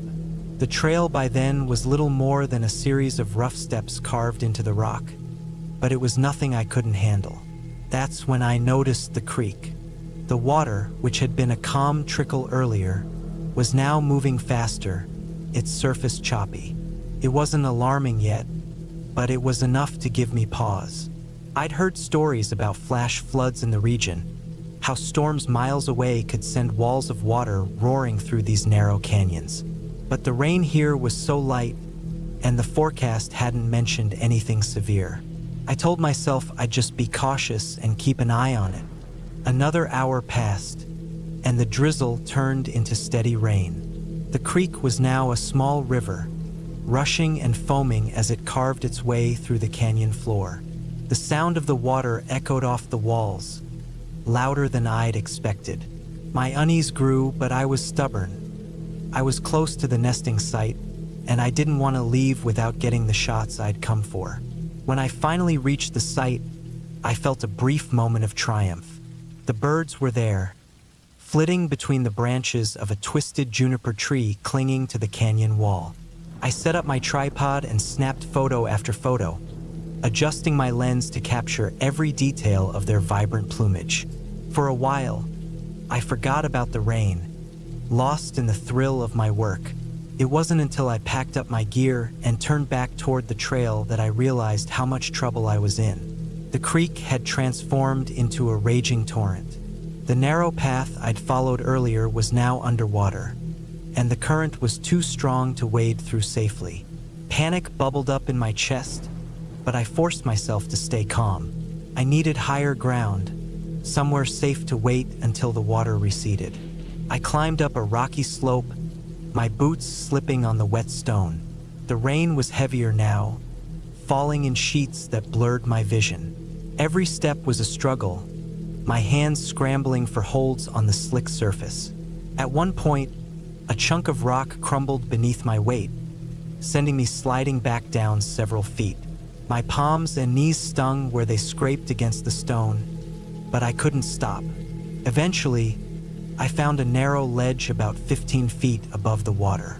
It wasn't ideal, the rock was uneven, and there was barely enough space to sit, but it was the best option I had.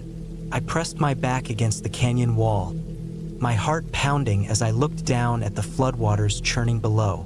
The hours dragged by. The rain didn't let up, and the water continued to rise, inching closer to my precarious perch. My clothes were soaked through, and the cold seeped into my bones. I tried to eat a granola bar, but my hands were shaking too much to unwrap it. My mind raced with worst-case scenarios. The ledge collapsing, the water sweeping me away, no one knowing where to find me. As the light began to fade, I knew I had to act. Staying on the ledge overnight wasn't an option, not with the water rising and the rock beneath me feeling less stable by the minute. I scanned the canyon walls, looking for any path that might lead to safety. About 20 feet away, I spotted a small overhang, higher up and slightly wider than where I was. It wasn't much, but it looked more secure. Getting there was another story. The gap between the ledge and the overhang was steep and slippery, with no clear footholds. I'd have to climb carefully, testing each step before committing to it. I took a deep breath and started moving. The first few steps were manageable, though my boots slid dangerously on the wet rock. I used my trekking pole to steady myself, planting it firmly before each step. About halfway across, the pole slipped, and I nearly lost my balance. My heart leapt into my throat as I grabbed onto a jagged rock, my fingers gripping it so tightly they ached. By the time I reached the overhang, my arms and legs felt like jelly. I collapsed onto the flat rock, my chest heaving as I tried to catch my breath. The overhang provided some shelter from the rain, and for the first time in hours, I felt a flicker of hope. I spent the night there, huddled against the cold. Sleep was impossible. Every time I closed my eyes, I imagined the water rising or the rock giving way beneath me. When dawn finally broke, the rain had stopped, and the water level had begun to drop. It took another grueling day to make my way out of the canyon. The trail was gone, washed away by the flood, and I had to navigate using landmarks and sheer determination. When I finally emerged from the canyon, dirty, exhausted, and battered, I felt a surge of relief so intense it brought me to my knees. I never did get the perfect shot of the warblers, but I learned something far more valuable that day. Nature is beautiful, yes, but it's also unpredictable and unforgiving. You can prepare as much as you want, but sometimes you just have to respect its power and hope you're lucky enough to survive.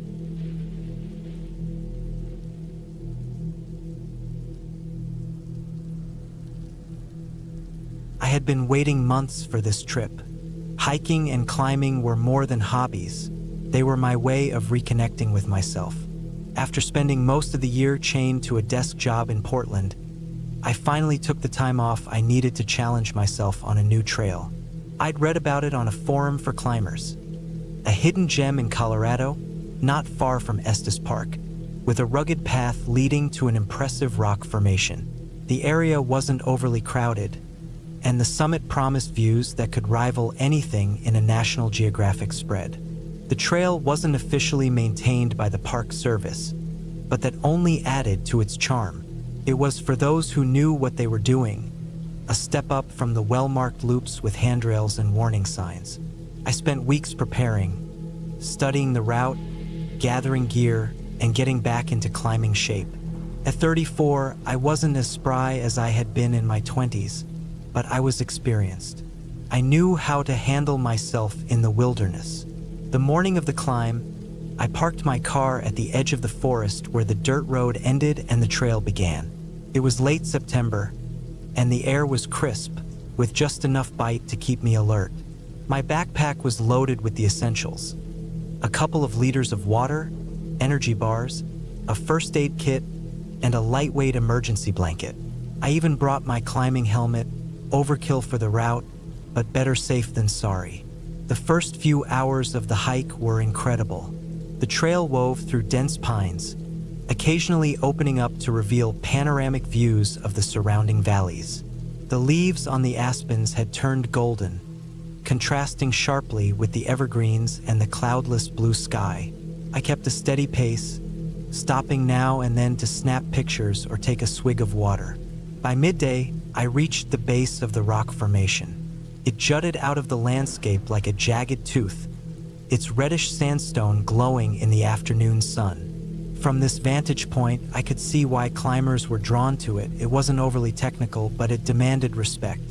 The ascent required basic climbing skills, but nothing I couldn't handle. The real reward was the summit, which I imagined would feel like standing on the roof of the world. I took a break to eat a protein bar and gear up. After securing my helmet and double-checking my shoes, I started the climb. The first section was straightforward, almost fun. Handholds and footholds were abundant, and the rock was dry and grippy. I moved methodically, focusing on my movements and keeping my breathing steady. The higher I climbed, the better the views became. About halfway up, things got trickier. The rock face became steeper, and the holds less obvious. I reached a ledge where I could rest for a moment, taking in the sweeping vista below. The valley stretched out endlessly, dotted with patches of forest and meandering streams. The sun hung lower in the sky now, casting long shadows. It was beautiful, breathtaking, even, but it also reminded me how isolated I was. There wasn't another soul out here. I shook off the thought and prepared for the next section. It was slightly more vertical, but I could see a clear path of holds leading upward. I took my time, testing each grip before committing my weight. I was nearly 3/4 of the way to the top when it happened. My right foot slipped. It was so sudden that I didn't have time to react. My hands scrambled for a hold, but the rock was slicker than I'd anticipated. Gravity took over and I fell. It wasn't a long drop, maybe 15 feet, but I landed awkwardly on a narrow ledge below. Pain shot through my right leg like a lightning bolt, and I cried out before clamping my mouth shut. For a moment, I lay there, stunned, trying to process what had just happened. When the initial shock subsided, I propped myself up on my elbows and assessed the damage. My right leg was twisted at an unnatural angle, and my ankle was already swelling. I tried to move it, but the pain was excruciating. A sprain at best, a break at worst. Either way, walking was out of the question. The ledge I was on was about 3 feet wide and sloped slightly toward the cliff's edge. Above me, the route I had fallen from seemed impossibly far, and below, the drop was sheer. My backpack had come loose in the fall and was now hanging precariously on a lower ledge, just out of reach. My water, food, and first aid kit were inside. I cursed under my breath. I tried to think logically. The most important thing was to stay calm. Panicking would only make things worse. I still had my phone in my jacket pocket, but when I pulled it out, my stomach sank. No service. Of course, I hadn't expected to have a signal out here, but the reality of it hit me hard. I was on my own. The sun was sinking fast now, bathing the landscape in deep orange light. I knew the temperature would plummet once darkness fell. I needed to act quickly, but my options were limited.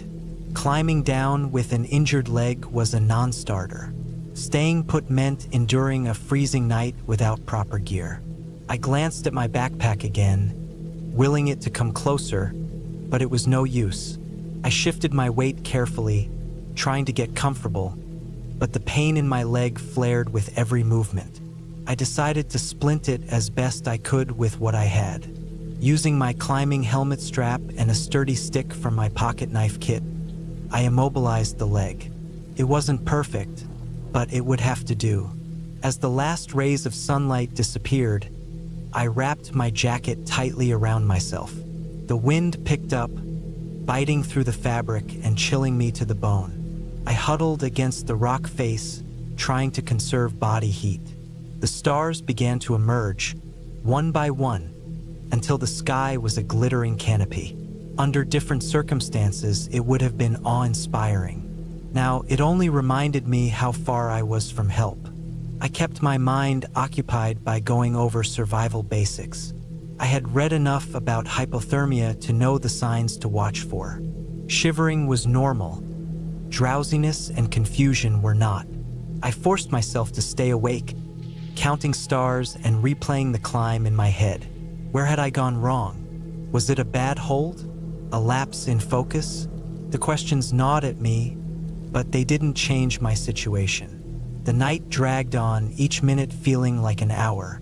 By the time the first hints of dawn appeared, I was exhausted and trembling uncontrollably.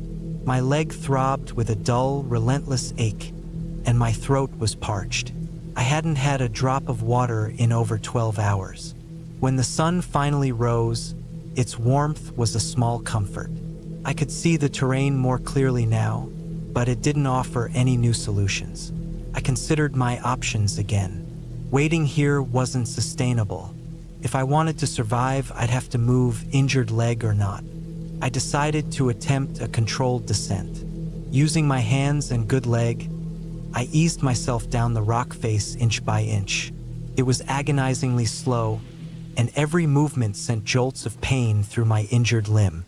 Twice, I nearly lost my grip, but sheer determination kept me going.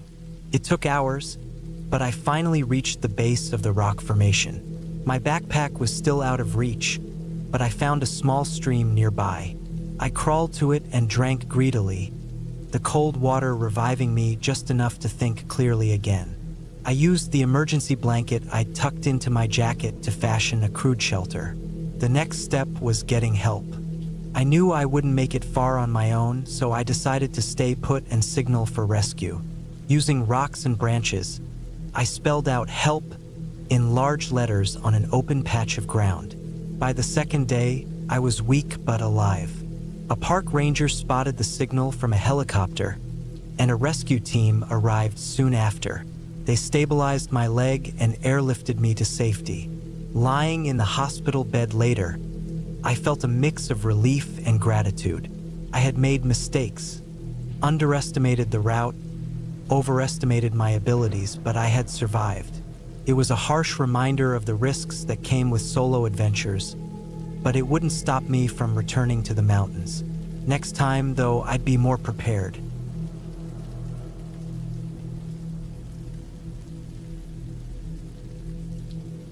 For our 5th anniversary, my boyfriend Matt and I decided to push ourselves with a multi-day hike in the Selkirk Mountains of British Columbia.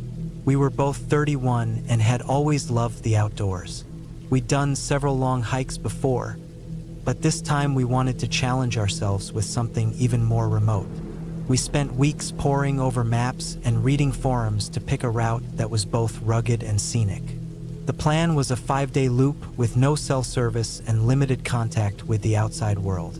The trail passed through dense forests, alpine meadows, and a series of isolated lakes. We'd camp along the way, taking only what we could carry. Since cooking over a fire can be cumbersome in the backcountry, we decided to try a new brand of dehydrated meals we'd found online. The reviews were mixed, but they were lightweight and easy to pack. The first day went perfectly. The trailhead was quiet, with only a few other cars parked there. The air smelled of pine and damp earth, and the morning sun lit up the forest in a way that made everything feel alive. Matt and I were in good spirits, joking about how we'd dominate the wilderness as we navigated the twisting trail.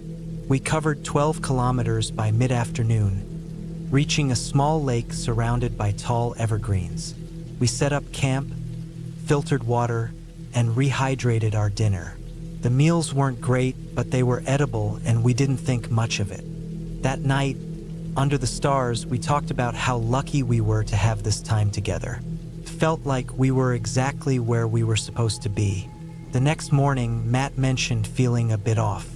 He said his stomach was unsettled but shrugged it off as nothing. I didn't think much of it either. We packed up camp and continued on, the trail becoming steeper and more challenging.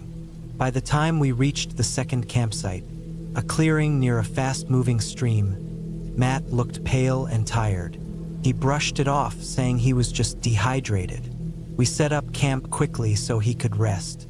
That evening, he barely touched his food. I started to feel uneasy, but we were hours away from the nearest road, and Matt insisted he'd be fine after some sleep. I woke up in the middle of the night to the sound of retching.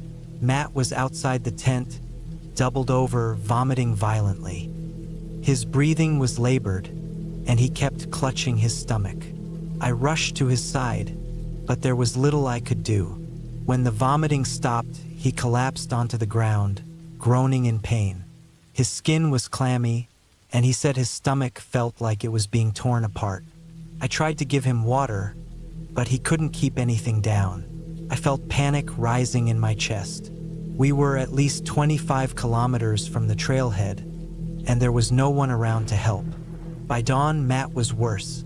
He couldn't stand without help, and his speech was slurred. I knew we couldn't stay there. The only question was whether to leave him behind or try to move together. Leaving him felt wrong, but taking him with me seemed impossible.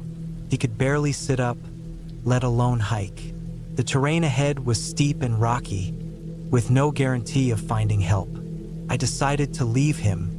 It was the hardest choice I've ever made. I packed as lightly as I could, taking only water, a first aid kit, and a GPS beacon that could send a distress signal if I reached higher ground. I left Matt with extra water, a sleeping bag, and a tarp for shade. I told him I'd be back with help as soon as I could.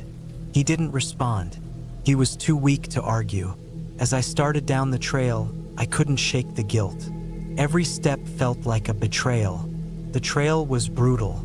The sun was relentless, and the air was thick with the smell of damp soil and decaying leaves. My legs ached, and my throat was dry, but I didn't stop. I kept replaying the image of Matt lying there, helpless. Hours passed, but I didn't see a single person. The isolation was crushing. I yelled for help every so often, my voice echoing off the mountains, but there was no answer.